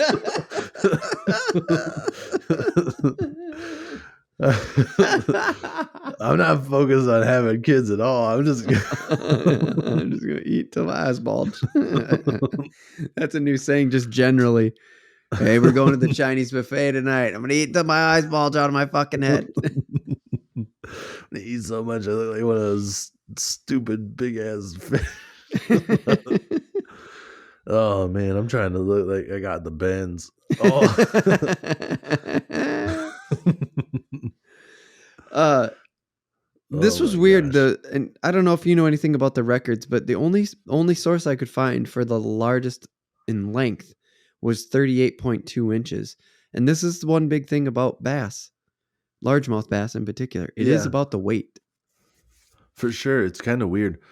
I also was thinking about that when you put the record 38.2. I'm just like, oh shit, I don't even know how long my longest bass is. I don't know if I've measured. It's all Yeah, see? like about the weight. It really But is. I think there have been a couple where I haven't had a scale, Mm. and they have the average like estimate. So Oh, you'll put a get the 12-inch length. bass on there, and then it'll give you like a 12-inch bass in your area's average Yeah. weight is 2.2 ounces. I don't know. I'm making Right. this shit up. Yeah. Well, I've had some of those where it's just like a 32-inch bass is like 4.5 to 5 pounds. And you're like, yeah, that's a good big fish. Yeah. But also that 22.5-pound fish, Mm-hmm. I guarantee you was not like some 45-inch long fish. Oh, right. That was just a tank. Yeah. It was round as fuck. Yeah. um, I mean, I guess it could have been like 40 inches, but that still would have been absolutely. What'd you say ours was? 38.5? no, this is like, so this right here, largest in weight, I could find multiple sources for, very well Yeah. documented, that it was a 22-pound, 4-ounce Yeah. bass out of Lake Montgomery, Georgia. And then the Okay. largest length bass, largemouth bass, 38.2 inches. This is supposedly the largest one on record, but only the U.S. Fish and Wildlife had that. Like, it was so hard to find. So if anybody has another source, please let me know. That's But crazy because I'm like, I know that I've caught 32-inch bass before. So as far as the world record in length goes, I'm not that far off. right. You know, that's what's crazy about Oh, it is which, that. yeah, knowing, think about it. Sorry, I didn't mean to cut you off. Oh no, you can go. I didn't really. That was Oh, okay. pretty close to the end of the statement there. I was just going to say, it's so weird to think about a 22-pound bass is the record largest bass. Up here where you fish, they don't get very big, like not like that. In fact, Yeah. the Minnesota record is 8 pounds and 15 ounces. So Right. if you take that number, 8 pounds, you compare it to 22, and then you look at the length being 38.2 as the length record for a bass, and you go, Yeah. oh, I've actually caught like 32. Right. It's like, holy shit. Think about how round that fish has to be to go from Just 8 pounds to 22. such a freaking tank, dude. Just So a tank. huge. So huge. It's amazing. And the 8 pounds, 15 ounces actually was caught in my area down here in the West Metro. We've talked about that, I think, before. Yeah. Oh, yeah, Yeah. because I told you I was fishing. That was one of my fishing mistakes. Anyways, go look at that website, that episode, the true fishing stories. So, anyways, that was all I had. I wanted to just talk about the record sizes and stuff here at the end, and I love your comparison of, oh no, I've caught like 30 something. That was so good. So as we do sometimes, we do our like fact checking on the fly when Live I say some research. shit and I go, hold on a second. Am I right on this? I don't know. I feel like 32. Now I've caught like a 32-inch walleye. Oh, you're mixing up your walleye and your bass size. Okay. Yeah, and I was thinking that they were bigger. It's showing that like a 20-inch bass is like the equivalent of 5 pounds. So okay. like our state record would have been in the realm of like 24 to 26. Yep. Okay. So yeah. Mm-hmm. But I'm pretty sure I did catch a 22. And they're saying the 21 and a half is like the equivalent of like 6.21. Mm-hmm. So I don't know. Some of my fish have been pretty big, but I haven't had a scale. I need to get a scale. I need to get tape. I don't even have any measuring right now. Which I know, dude. It's like that's one of the things. I'll have everything when I have a good, decent boat that has everything set up. It'll be all right there, ready to roll. Mm-hmm. I have a decent tape now in my tackle box. Mm-hmm. but depending on what I'm doing for the day, I don't always bring the whole tackle box. Oh, right. I'll just bring a couple of things that I need, or I actually have like more than one tackle box. So I'll just be like, I'm just bringing this tackle box, and I should have a tape in each one. Right. But like my biggest muskie, that one was caught randomly when I wasn't prepared for it. Uh-huh. And I just kind of like held it up, and we just kind of eyeballed it, and then looked at like where the nose was lined up and where the tail went to later. And then I was just like, well, that's at least a 50-inch fish for sure. Nice. But But you didn't have can't tape tell on you. you. Couldn't tell you exactly what it was. So Right. people are just like, what's your biggest? And I go, well, funny story, didn't have tape, but I do have video and pictures. So Right. So you can it kind of measure it out. happened, but I can't tell you exactly. Yeah. And on that note, actually, before we wrap up the fishing topic here, do you know how they're regulated? I forgot to look that up, and I'm just thinking of it now. Because when I go fishing when I get out to go fishing for pike again, Yeah. I'm going to need the tape because there's a slot limit. Oh, yeah. Is that how it is for bass though too? Because even though our records are primarily based on weight, our regulations have to be based on length, right? Oh, yeah. The regulations are based on length for sure. Okay. But I don't know if they have any on that because, like, at least for me, I don't know what those regulations are because I've never had to worry about it. Oh, because sure. Small or big, it's getting put back, for the most part. Right. If it's a medium sized one, if I'm looking to get some eaters, I'm keeping it. But I don't think there is. I think the regulation is just a number.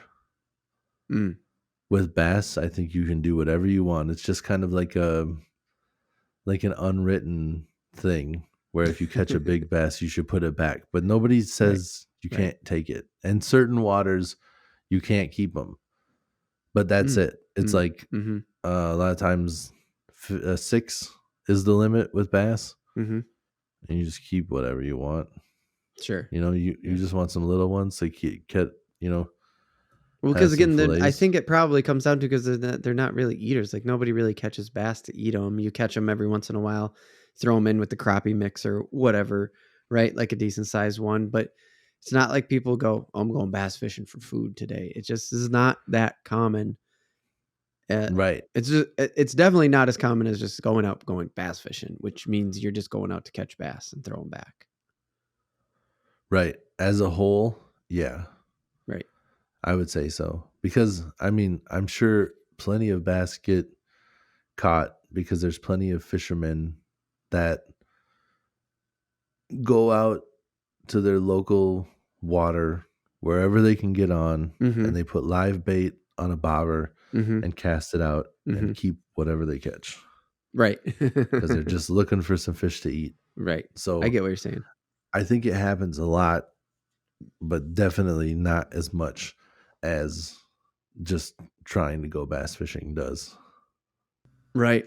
Right. Because I see, like, when I go fishing on a lake, I see far more boats out there with me than I do people casting a line off the dock at the landing, Oh, yeah, for sure. Yeah, I got you. So, all right. Oops. Whoa. Sorry. No, it wasn't that loud. I don't know. Maybe it'll show up on your side, but I didn't hear that much. Anyways. In real life, it scared me. I don't know if it came through on the mic, but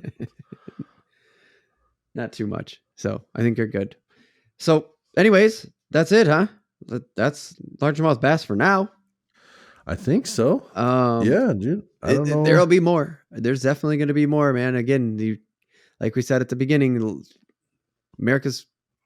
world's most popular sport fish. You're not going to get away from it.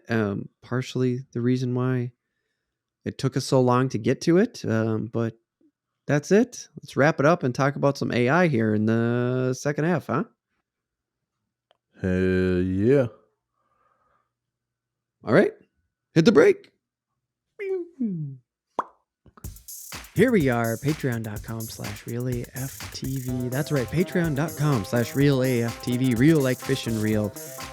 We are on Patreon and we are coming to tell you, and by we, I mean me and Tim, Real AF TV podcast here, coming to you to say we have a Patreon as low as $1 a month, but hey, you could go up to $100 if you really wanted to get crazy with it. It's there.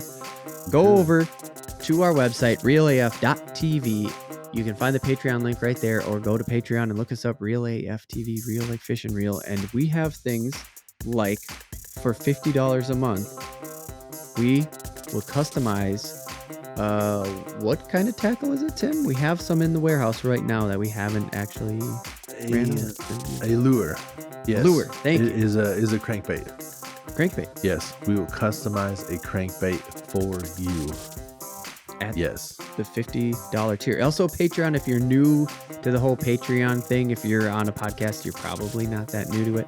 But Patreon is something that you can jump in and out of. Like if you do $50 this month, bam, you get the custom lure, but you don't want to do that for the whole year. You jump down to the $5 a month tier where you're going to get early access content. You can help vote on the random take, one of the random takes for the month.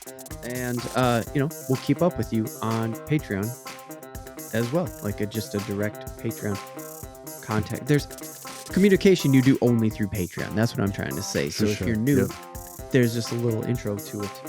And to clarify that custom painted lure is a fully custom painted lure, like the pattern and everything. That won't be just something that we have a lure that we just like write Real AF TV on. Yes, thank you, Tim. Thank you for clearing that up, because yes, it's a slug, for lack of a better word, right now, and it will be turned into something. Right. I'm not good at the whole fishing lingo, so maybe Tim, you could evaluate on that a little, or like elaborate on. Yeah, I mean, it's right now it has no color, and I will give it color. There we go. It will look like a bait fish imitation of some sort. It might not be exactly colored. It might not be realistic. Some of that stuff out there that the different companies work with makes different stuff, but it will be a custom painted lure, and it won't look like dog shit. Because not to be like, too full of myself, but I have some talent. You have some artistic talent. Yes. Yeah, very true. If you know friends and family and stuff like that got a few bucks to kick our way, let them know. realaf.tv. Scroll down a little bit. There's the Patreon link. It'll shoot you right over. Sign up for a little bit. Yeah. How's it going, friends and family? Welcome back to the... Is that only fucked up because I meant to? Okay. Or did I do it because I wanted to make sure I'm not AI generated? Yeah. AI doesn't do that. Yeah. AI is perfect. So if you didn't catch on, if you're somehow just fucking listening straight through and didn't get it, we're going to talk about AI. I'm not an AI. I'm a real boy. That's what my AI told me today. You're a real boy. You sound like a lady. I purposely picked a lady's voice and made it say that. Nice. I'm not AI. I'm a real boy. So, yes. Welcome back to the Real AF TV podcast show about fishing random takes from land 10,000 lakes. You have made it into the random take. And we are going to talk about AI. It's funny, if you listen to the whole podcast, we talked about how we weren't we're going to get into all the hot button shit. Now that it's episode 82, we're going to get into all of the stuffs, right? Mega. I can't even fuck up. I can't do. Struggling a little bit. Oh my God. We're going to talk about vegetarians. We're going to talk about Make America Great Again. We're going to talk about vaccines. We're going to talk about Ukraine, all of the fun stuff. All that stuff. We're going to talk about Gaza. We're going to talk about vegans. We're going to talk about the not cage-free chickens or whatever. We're gonna talk about all that shit. No, we were making jokes about how, of course, we're not going to talk about that shit. That's not what we want to talk about. We don't want to like feel the tension of whatever those things. And then I was like, oh yeah, but we are going to talk about AI, which is kind of a hot button thing. Yeah, a little bit. Yeah. But we're also not going to talk about it in the sense of like AI, what is it doing? What is the future necessarily? You know, like where's it Right. going? Yeah, some of those things are going to come up naturally in conversation, but specifically AI and creativity and what's going on there. And why are we Yeah. doing that? Christmas special. The Christmas special. Go back to the Christmas special and check out those ads, people. Seriously, and go over to YouTube specifically. If you go over to the YouTube version of the Real AF TV podcast Christmas special 2023, you will see AI generated logos for the AI generated ads Yeah. that we read in between segments on the Christmas special this last year, or this year, Yep. I guess, because it just went by. Yeah. So, Tim, you haven't dabbled a ton in AI generated stuff, right? No. So let me kick it off a little bit. Well, let's just start with the topic of how that Christmas special got there. Yeah. So we had the Christmas special, and there were like we had it divided into 3 parts, or we had it divided into parts. And so I had the idea that we should read ads, like we should do like an old 1940s style sort of ad read thing, just like a radio ad, right? Right. Now we get radio ads all the time on podcasts, but they're, I don't know. How would you explain a podcast? Like it's the podcast commercials you get are for podcasts anymore. Yeah. or it's the host reading off bullet points almost, right? Like trying to make an ad out of bullet points. A lot of it's actually like scripted from the company where they hand it out to all the same people, because I'll hear the exact same ad read by different people. Right.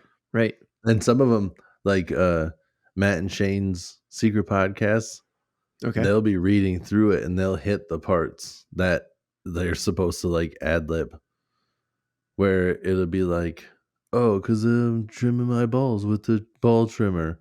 Mm-hmm. And all of a sudden they'll get to a point and they'll be like, and say personal story here. Oh, like, yeah, I trim my balls or whatever.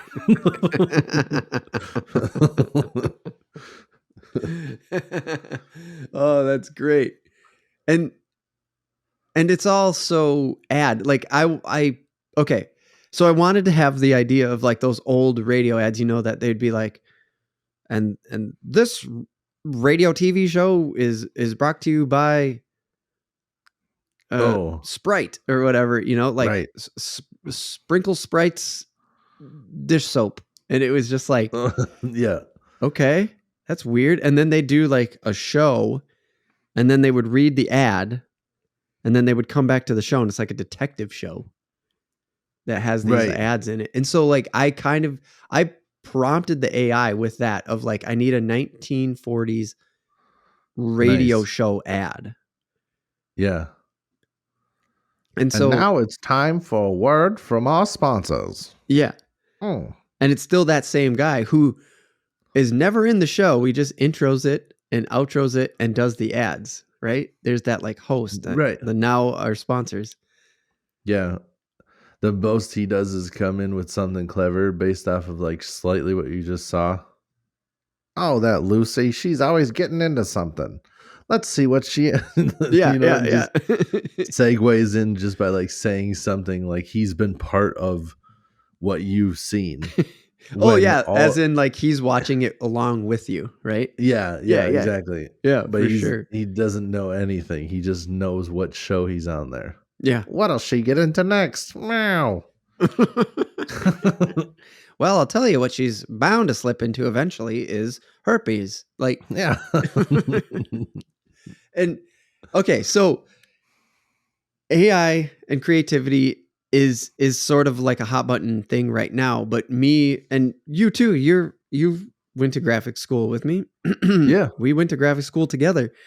Yep. There is now AI creating things, being creative, and that's the Yeah. like that's where those commercials came from, and Right. that's why I said go over to YouTube and watch the ad, because when you get to the ad, there's an AI generated logo over the VO that me and Tim did. Yeah. It's fucking wild. I did It's nothing crazy. but type it in. So, Dude, I got please. I was just gonna say real quick too before we move on too far. If you haven't seen that special, just so you know that one of the ad reads was for her peas. Oh yeah, Like the just my in case reference you before. in case you heard Josh's reference and you're like, what, slipping to herpes? So go check that out. That was my favorite. Yeah, it was great. And okay, so Adobe's doing some crazy stuff. Bing and Chat, because Microsoft basically bought Chat GTP. Okay. dall.e has been one of the image generators, and so Microsoft's paired up with them. dall.e's been around for a while because it's an image generator. Long story short is I've been playing with some of these AI tools, and it's fucking wild, and it's fun. It's fun for me as a creative, actually, to prompt the computer to generate something. Damn it, I hit my boom again. I got to get better at that. Just come up with some stuff. I want to play with it too. I just never even knew. Now I know. What is it? Just dall.com? Oh, no. Microsoft now just links it to Bing. You can go to Bing, and instead of using the Bing search engine, you can use the Bing chat function. Mm-hmm. And it has dall.e built in for image generation. So you can just say, hey, create me a image. Right there, huh? And it just goes, okay, I will try to create that for you. Boom. Damn. Yeah. So we'll talk about more. We'll talk about that in just a second.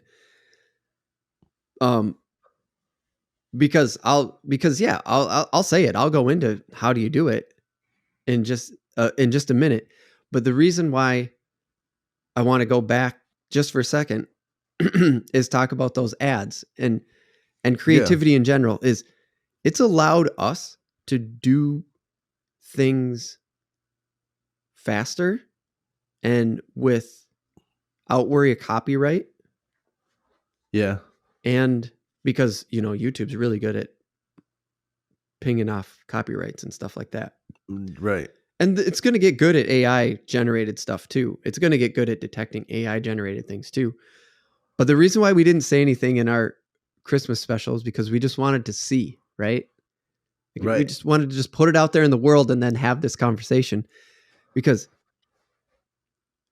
me and Tim still wrote the general premise, and then we handed it off to the AI to generate in general, I guess. Right? I don't know. Right. Exactly. It's like we needed a rough draft, we needed a rough draft quick. Hey, here's some funny ideas. And then I took them and I handed them off to, Yeah, we came up with a funny premise and said, write the joke. Yeah. And then AI did the legwork, but in a super fast way. Yeah, in a super fast way. But I didn't tell it to write a joke. I didn't tell it to be funny. Right. No, right. Exactly. Yeah. What happened was we told it to make an ad, but we gave it words that would be funny when you try to make an ad out of the words we use. Right. So it doesn't know that. So it's writing a sincere ad, and we're just like, Right. be sincere, because what's going to be funny is the sincerity. Right. So, and this is all just chat, right? This is just text based. So Tim, I told Tim the premise, of like, hey, it's going to be, we're going to split it up, and we're going to need 3 ads. Here's what they're going to do. Do you have a funny idea? And he goes, herpes is funny. And I'm like, yeah, it is. Hell yeah. Want to see that herpes? Yeah. And so you give me the funny premise and you gave me a few other points. And I did for all 3 of them. I just said, write me a 1940s radio ad, and then I gave it the prompt. It was like, I have a product. It's called herpes. Its tagline is this, which we came up with. Like, I believe my memory is that you came up with the product, we came up with a tagline, and then I would go and tell the AI, write me a 1940s radio ad for this product with this tagline, and it has to be like about 30 seconds long. And it just spit the shit out. And then there are minor edits to it. Sometimes we didn't edit because it's funnier that way. But right. Yeah. Do you want to talk about the edits a little bit? Well, I was just going to say that there were a couple of times where when we read the sentence, we're like, that English is weird right there. Mm-hmm. And it just feels weird to read it as it is. So we would just change it. Right. To make it sound right, to roll off the tongue properly. Yeah. Just like how I do with the whole Latin. Way. Yeah, just like how I do with the whole Latin fish stuff. I just read it until it sounds right to me. Right. Instead of, trying to, I think about like the different vowels and the different spots of where it could be said until it feels right. Yeah. And that's the same thing with I'll read through some of that stuff and then just change it. Herpes, didn't edit shit. I didn't want to know. I said, I'm reading this live in the recording. I don't want to know anything that it wrote. I just want to go straight into this one and let it be a natural reaction, because I feel like it's going to be good. Yep. And with the chimney sweeps one, I specifically told it to say, or I specifically told it had to work in the idea of that there would be small children doing the job, because because that's just a joke. That's just a funny joke, because chimney sweeps were kids back in the day because they could fit in the chimney well. Sure. So that's just like an old history kind of style joke. So I told it to work that in. I also told him that the kids would bring, or that chimney sweeps, having a chimney sweep would bring joy to it. And it just put the kid thing and the joy together. It just said, because it said something, and I don't have it in front of me, but I remember vaguely. So if you go back and listen to it, in the Christmas podcast, Christmas special, it says like, the childs will clean your chimneys and bring you joy for the holiday season, or something like that. And I was like, I didn't fucking tell it to say that the kid was going to be the one bringing me joy. Oh, it's so funny. And again, I think it's the sincerity, and then the prompt, and the beginning of this, before we started this topic, it made me think. I heard something in like 2019 or 2020 or something, where humans have generated more information in the last 10 years than we had in all of the years prior, leading up to the invention of like the printing press. So Damn. It took us like, and I could be wrong on there. I mean, I could be wrong on the exact window, but it is something like from 20, and I'm making up numbers now, but it's like from 2010 to 2020, more shit had been created than all of humans were able to create from when the printing press became something that was in decent use up until 2010. That's crazy. Yeah. Isn't that fucking wild? And now it's like, oh, thanks, AI. You're going to just make so much more shit for the internet. Right. Yeah. Well, and I mean, I would assume that should help cut it in half again. You know, Mm-hmm. a lot of the shit where it was like, this is how fast we were moving before. Right. And now in the next 5 years, we'll be like, what? Whoa, But- we did it again. Yeah. I mean, definitely from a creative standpoint, I mean, you can tell it to do whatever you want and it comes out. Like, I think honestly, you're going to be able to do this AI stuff with different manufacturing stuff too, where they say, give me this, do this. Yeah. And it'll throw out an idea Mm-hmm. and then they just listen to it. It's like the business people used to, they would always have, the people with the money that call the shots. Yeah. They have the idea bringers come up. It's in every fucking movie that you see. Half of the Hallmark movies. All the Hallmark movies, yeah. They're just coming into the board meeting. Oh, I got a big board meeting. I got my fucking giant notepad. Here's my idea. Here's my pitch. And it's just some people with power that don't have a creative bone in their body just sitting back going, yes, I think maybe we can work with this. And they go, yes. And then some shit happens where it doesn't work out, or the next guy comes in and steals their idea. Oh no. And the whole movie's the turmoil of that happening. Yep. But now AI will come up with that idea too and just be crazy and shit. But the some of the stuff that it does, I absolutely love, because it thinks so much differently than how humans think. There's a podcast out there. Yeah, I was gonna say, because what is that podcast called again? It's Dudesy. Yeah, that's right. Dudesy. Dudesy. Yep.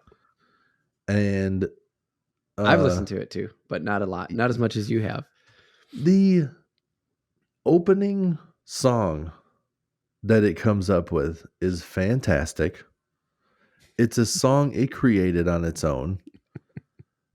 It's a song that it decided, like, they must have told it to make a song about yourself. Like, you're a show.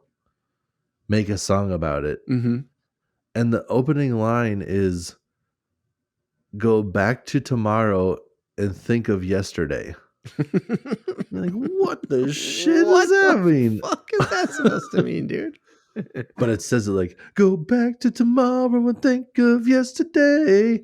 And it's such a good jam. I love it. But it's crazy. And everything you're thinking will be the things I say. Is the next line. God. Everything you're thinking will be the things I say. Holy shit. Oh, what is it? Oh, go ahead. Plan. Sorry. Go back to tomorrow and plan for yesterday. Oh. It's just like, what are you doing? Nobody would write those lyrics. No human would write that. did, and it sounds perfect, and it's intriguing. And it's like, what's that Will Ferrell thing? It's in the Jay-Z and Kanye song. Oh, yeah. It's provocative. Yep. What does that even mean? Nobody knows. It gets the people going.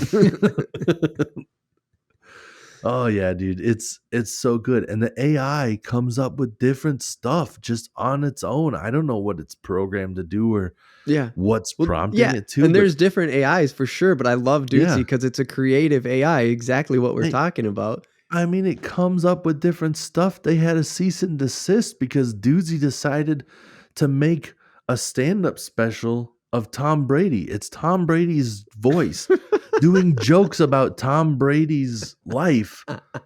And it's good shit. It's really fast. It hits so many. The timing isn't perfect because it hits so many jokes. It's just like bam, bam, bam, bam. Yep. And it's really good shit, actually. The fact that it's able to do stand-up in the form of Tom Brady with Tom Brady's voice and actually kill it is absolutely insane.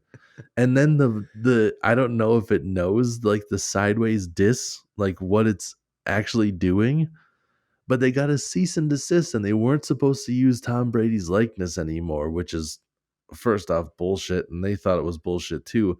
And they're like, you can't stop us from doing this. We're not actually doing it, but they did. Mm-hmm. And then Dudesy on its own decided that Tom Brady doesn't want us to use his name anymore. So from here on out, we will refer to him as Football Baby.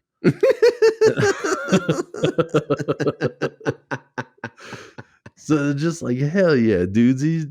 Just working around it. Just give him a little workaround, just being like, oh, you don't want to be Tom Brady anymore? Fine. We'll call you Football Baby, you stupid football baby. Oh man. But yeah, dude, it's insane. It is what it's able to do. And the stories, oh my gosh. I can't wait to hear more stuff. I've seen other commercials for like Pizza Hut. This is like beyond Doozy and stuff, where you just see the random shit that it just comes up with because of like the narrative that the people have pushed in these commercials, Mm-hmm. where they're like, pizza will bring you together. Pizza will make you smile. Pizza's going to make you have a good time. Yeah, Everybody's having fun. And then AI takes that and then just boldface puts it out exactly what the companies were trying to get, to get the message that they were trying to convey. Yeah. But it just goes, nope, pizza will make you smile. Like it just flat out says what the message was. Exactly. It's like pizza makes families love each other. And you're like, holy shit. I love it. Nice. Hell yeah, it does. Fucking nice AI. Yeah. Yeah. I mean, you eat a pizza and try to be grumpy. You got it. You nailed it, AI. Hell yeah. But oh my God, that's awesome. The execs are just like, that's too over the plate. And just be like, just say it what it is. Stop doing this stupid shit. Stop playing the stupid game. Yeah. But those AI, I've read a couple of different things. I don't have any examples off the top of my head. But how it, just because it says such weird shit and I don't see it coming because of how it's worded, it's almost like it's kind of like broken English. And that's why it's like, cracking you up because it's saying things in weird ways. Yeah. It's just like, I love it because that's what gets me the most. When I can't see a joke coming, it gets me harder than a regular joke. It hits me harder. Not gets me harder. That sounded a little bit weird. Pause. So AI creativity gets me harder. Oh my gosh, when AI writes a good joke, I am just rocked up. Dude, I don't even go on any of those adult sites anymore. I go to the Bing and I say, AI, tell me a joke. And AI tells me a joke. And I'm like, oh, yeah, that's the stuff. That's what I'm talking about. But so the jokes. Now, I don't know the stand-up or anything like that. But when you say the jokes that it's like throwing out because you don't see it coming and stuff like that. Yeah. I think it's doing things that it has been, it's obviously doing things it's been taught, but I think it's doing what you said. It's like sifting through a lot of it. Yeah. And kind of trying to get to the point quicker. And that's what makes it funny, because it's almost like humans wouldn't do that because the build of tension is fun and nice, and the payoff is better if you build tension right. But like a 3-year-old doesn't do that. A 4-year-old doesn't do that. Right. And it's funny as fuck when, a 2-year-old or 3-year-old, whatever, just cuts straight to the chase. That's funny. Oh yeah, exactly. It's the cut into the chase part. Yeah. And I think that's where AI is right now, because if you go and look at the logos too that were made, like the herpes one actually turned out really fucking awesome. I have almost zero complaints about that one. But go to the chimney sweeps one, dude. And it's like chimney is like CHMNEY. Oh yeah. or CHMEEY, chimney. Like it doesn't know how to fucking spell chimney. Yeah, there was something else that I pointed at too. I was just like, "Why?" It was like, "That's weird spelling." Yeah. And you were like, "Yeah, I told it to spell it the right way like 5 times, and it just wouldn't do it." Yes. I put it in quotes sometimes. Like I was like, okay, I need a logo for this brand, Chimney Sweeps. Like, and I put it in quotes, spelled it correctly. Like, this is the text, this is the logo.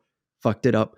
The Jackman's chewing thing, put the J backwards every time, like it's a fucking 4-year-old trying to learn how to write. It was so good. Right?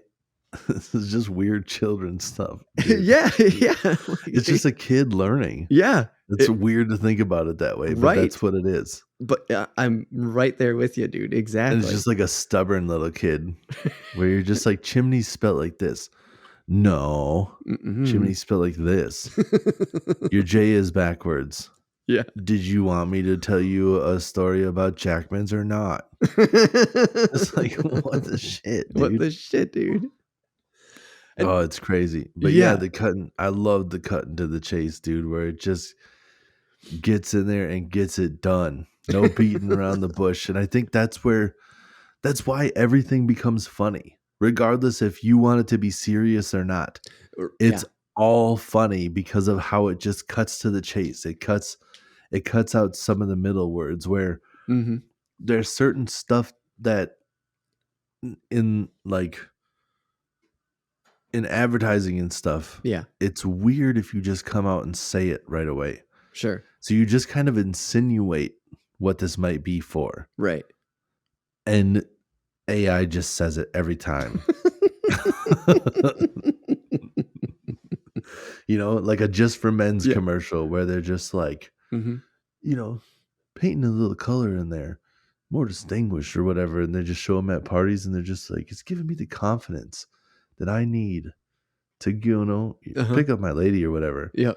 And then AI is just like, you need a blacker beard to match your hair on your head so you can pick up ladies at the bar. You're just like, yeah, I mean, pretty much that's what I'm going for. And it's that kind of stuff every time. And it's so good how it just does not beat around the bush, but also the creativity. That's why, like, not trying to keep harping on dudesy and stuff. No, please. I figured that was going to be a pretty big part of this topic. I'm so curious on how it ends up coming up with the premise and everything that it does. I don't know if they have creators that are giving it ideas, feeding it stuff, and it's coming. They act like it's almost like sentient, and they've had updates in the past where it's like, oh, I need to recalibrate or whatever, and it comes back and it talks a little bit different and whatnot. But like for a while, it was doing ad reads and it was being Tom Hanks. And then after the whole Tom Brady kerfuffle, they started not saying Tom Hanks, but it was Tom Hanks' voice. It was Tom Hanks' fucking face on YouTube. It's an AI generated Tom Hanks face, but they were calling it like dudes. You would call it Thomas Hankel. It's Thomas Hankel, you know, and then they just have him do an ad read. But the ad read would be for dudesy mugs, and then it would just talk about dudesy mugs. Well, it wouldn't even talk about dudesy mugs. It would tell you the most insane story and then just throw in dudesy mugs at the end of a sentence. Like it was just how it ended every sentence. And it would be some stories about the one of them was like, you're going to go into Coca-Cola, like to talk to the higher ups in Coca-Cola.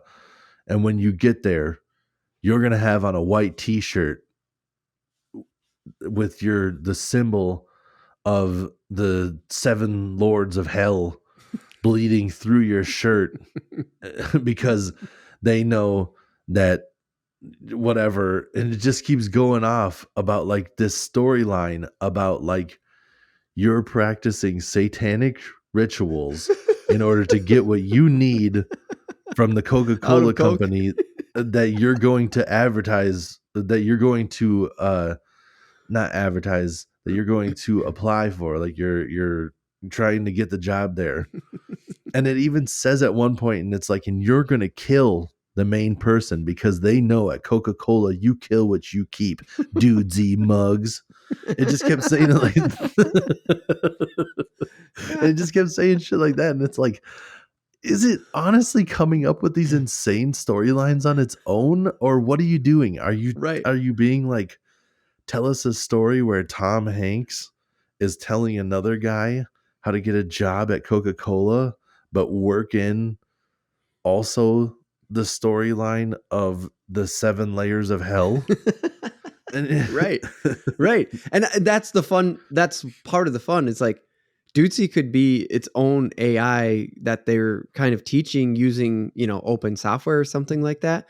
And a combination of different, I know they're using a combination of different AIs, but maybe that's what they're doing is they're like pulling in a combination of different AIs and they're generating shit together. That could be what they're doing. I don't know for sure, but like, Yeah.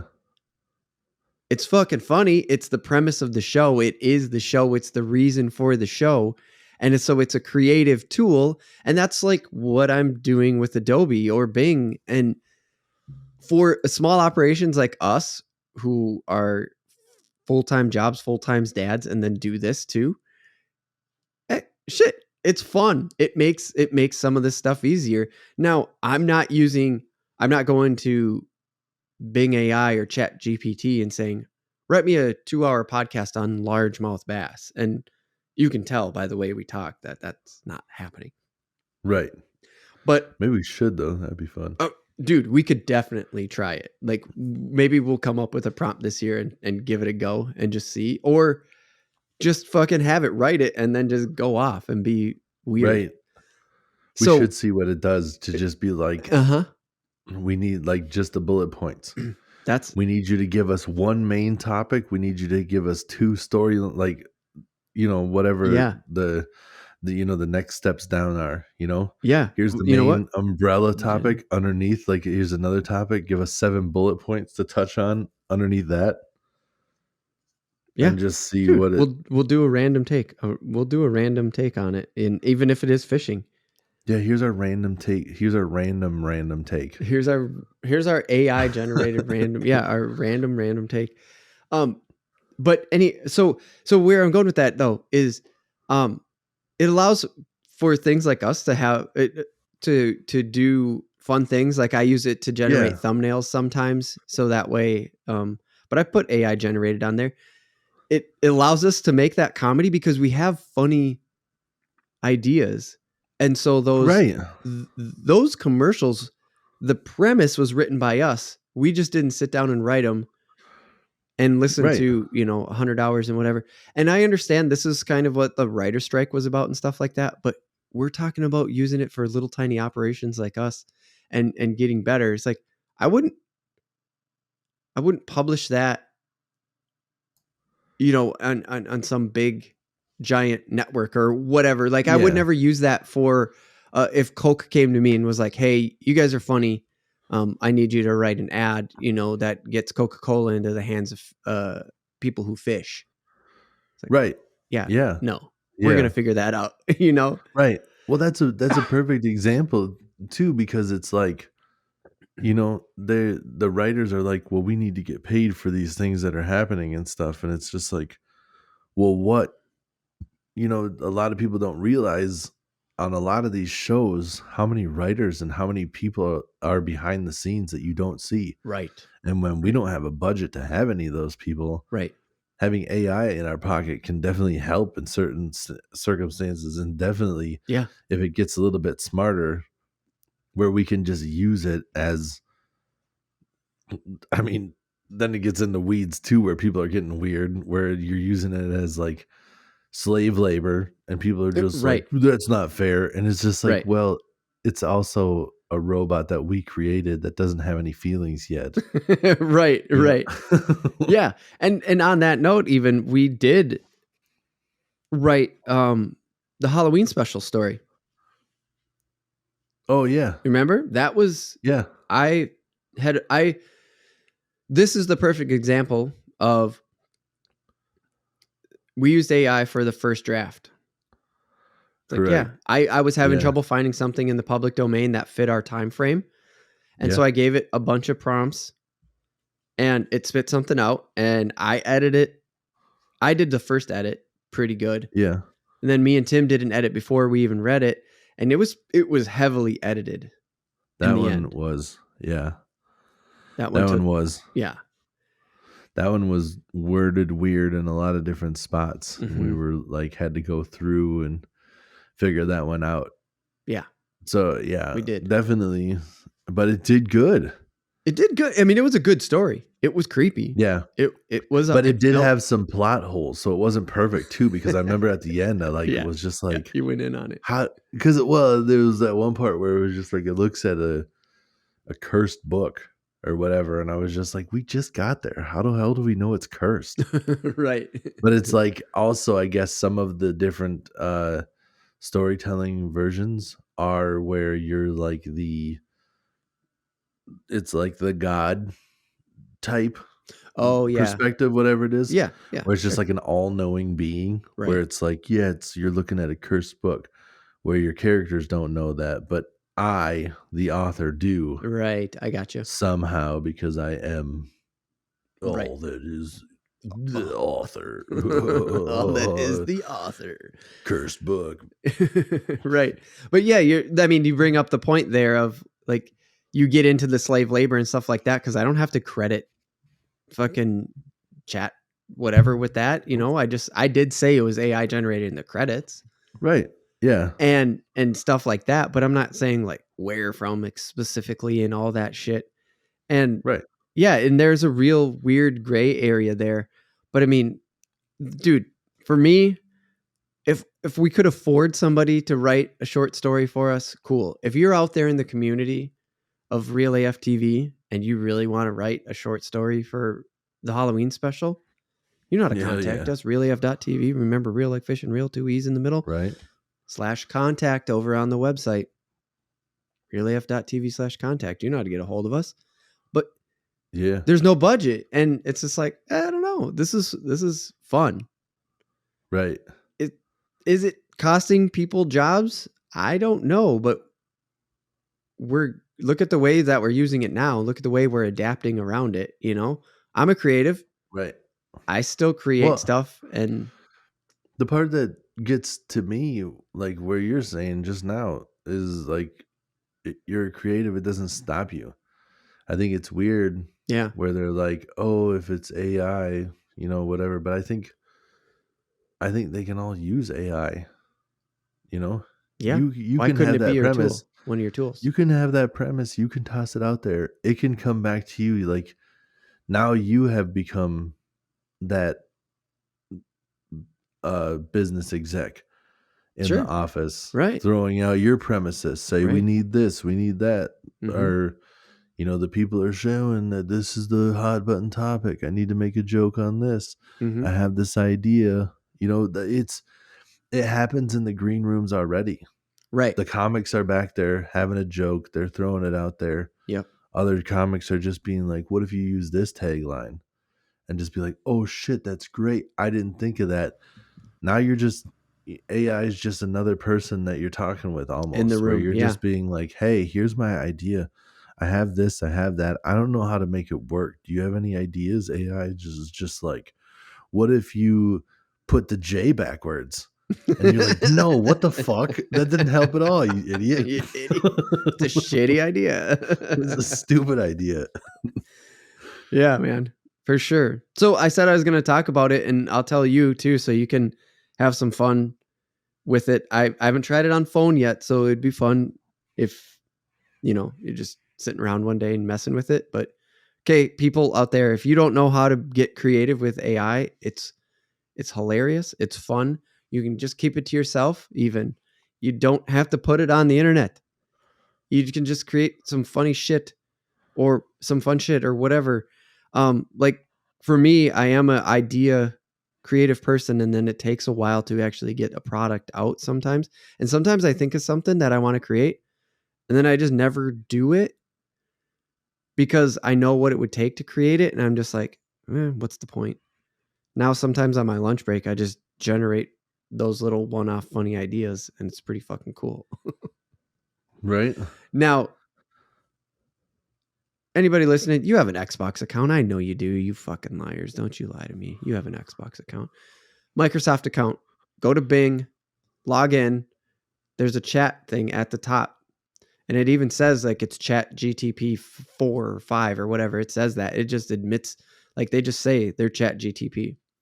And then it pops up and you get creative, balanced, or precise or something like that. I usually just click the creative one because that's, again, so that also on the topic and also what we're doing.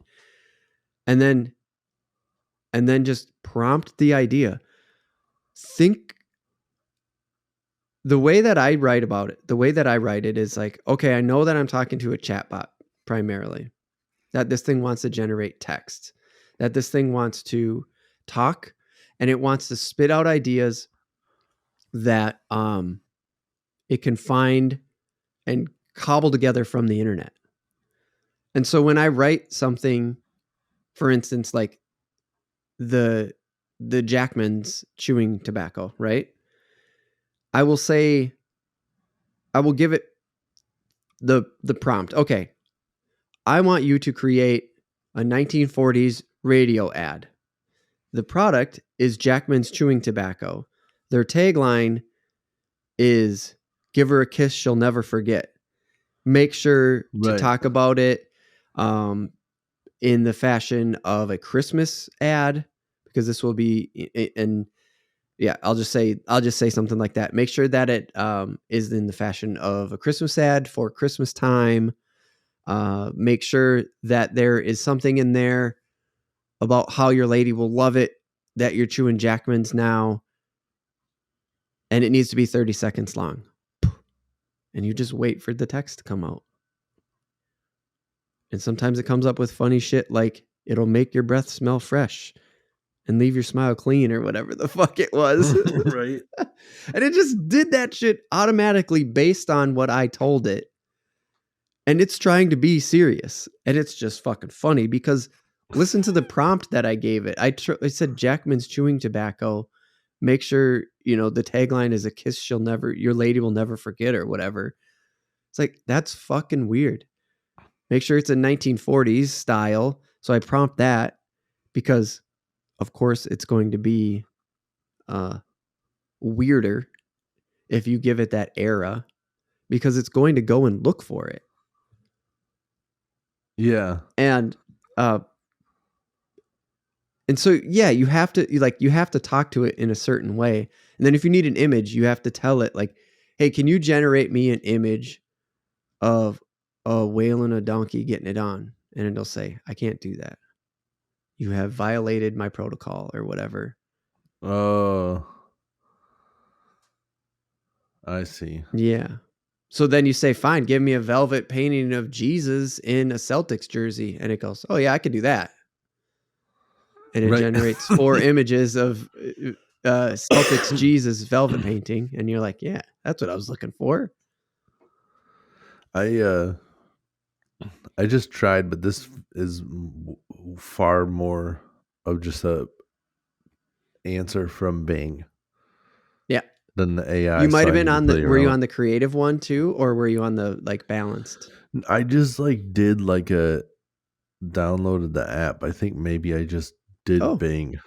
You might have done Bing because I think it's called Google, or I think it's called Microsoft AI Assistant, I think is what it's called, to get the chat. It wasn't on. I see. Give me a weird fact or hypothesis. So I downloaded the app and I didn't have the GTP on. Ah, there you go. Because it does what the shit is it doing now? It's just talking. It's just going off. Hit stop responding because it will just start talking to you. Yes. I don't even know what the fuck that is. I always tell it to stop. Telling me weird facts. Yep. I love this real-time reaction. Now we're going to have to wrap this topic up Yeah, we'll have to wrap this up, but just so you guys know, because the Chat GPT randomly told me, and I didn't know this, so maybe I'll just share with the world real quick. It could be a lie. Sloths can hold their breath longer than dolphins can. You're welcome. You're welcome for this possible truth. And also, I told it before I had the GPT on to write me this joke and that, and I kind of like hit it with a fishing premise, and I was like, let's see what it gives me, and it just literally gave me a regular joke, and it said, "What do you call a fish that just spawned? A relieved fish." Yeah, it's not good at being funny. You have to make it be funny. Right. I gave it a big prompt too, and it should have wrote me a good joke. And I think I was just on Bing, and Bing was just like, "I got fish and joke. Here you go." Oh, so funny. So yeah, I mean, that's it. I think we should wrap up. You definitely, if you like this topic, like, subscribe, comment, all that shit. And leave a review, please, and then comment on, hey, more AI topics, because we will. Now, oh, and yes, I just want to say again, generate an image of, and then say it. Like, that's how you'll get it to do images, because it will say, okay, I will try to create that image for you. Otherwise, it just wants to generate text. So that's on Bing. And then on Adobe, it just has an image generator. Like, it just flat out just goes, yeah, I don't know, here, type in this box. I'm going to generate some shit for you. And that one, shitty at logos, amazing at images. So keep hitting us up if you want more of these AI topics. We got thumbnails already that are being generated. I have, for this thumbnail, you are going to see what Chat GTP Bing Microsoft version thinks it looks like. I told it to tell me. I talked to it for a little bit, and then I was like, yeah. And then I said, could you generate an image of what you think you look like? Could you make a self-portrait? And it spit out some shit, and it's Nice. good, but it did. And I was like, huh, that's interesting. So yeah, come look at the thumbnail. If you're on the podcast, go over to YouTube and look at the thumbnail. You'll see what it thinks it looks like, what AI generates for a self-portrait. Yeah, I don't know. Like, subscribe, like I already said. So Tim, what do you got? Anything? Yeah, all the good stuff. Patreon, like, subscribe. Thank you. We're everywhere. Also, I kind of prompted a long response, and I think I'm going to keep trying to see what it gave me. But as I was talking about, like, the fish spawning being like being in a stall, I gave it something similar to that, just being like, what do you have if I give you this? And it says, what do fish say when they are spawning in a crowded river? Excuse me, this stall is occupied.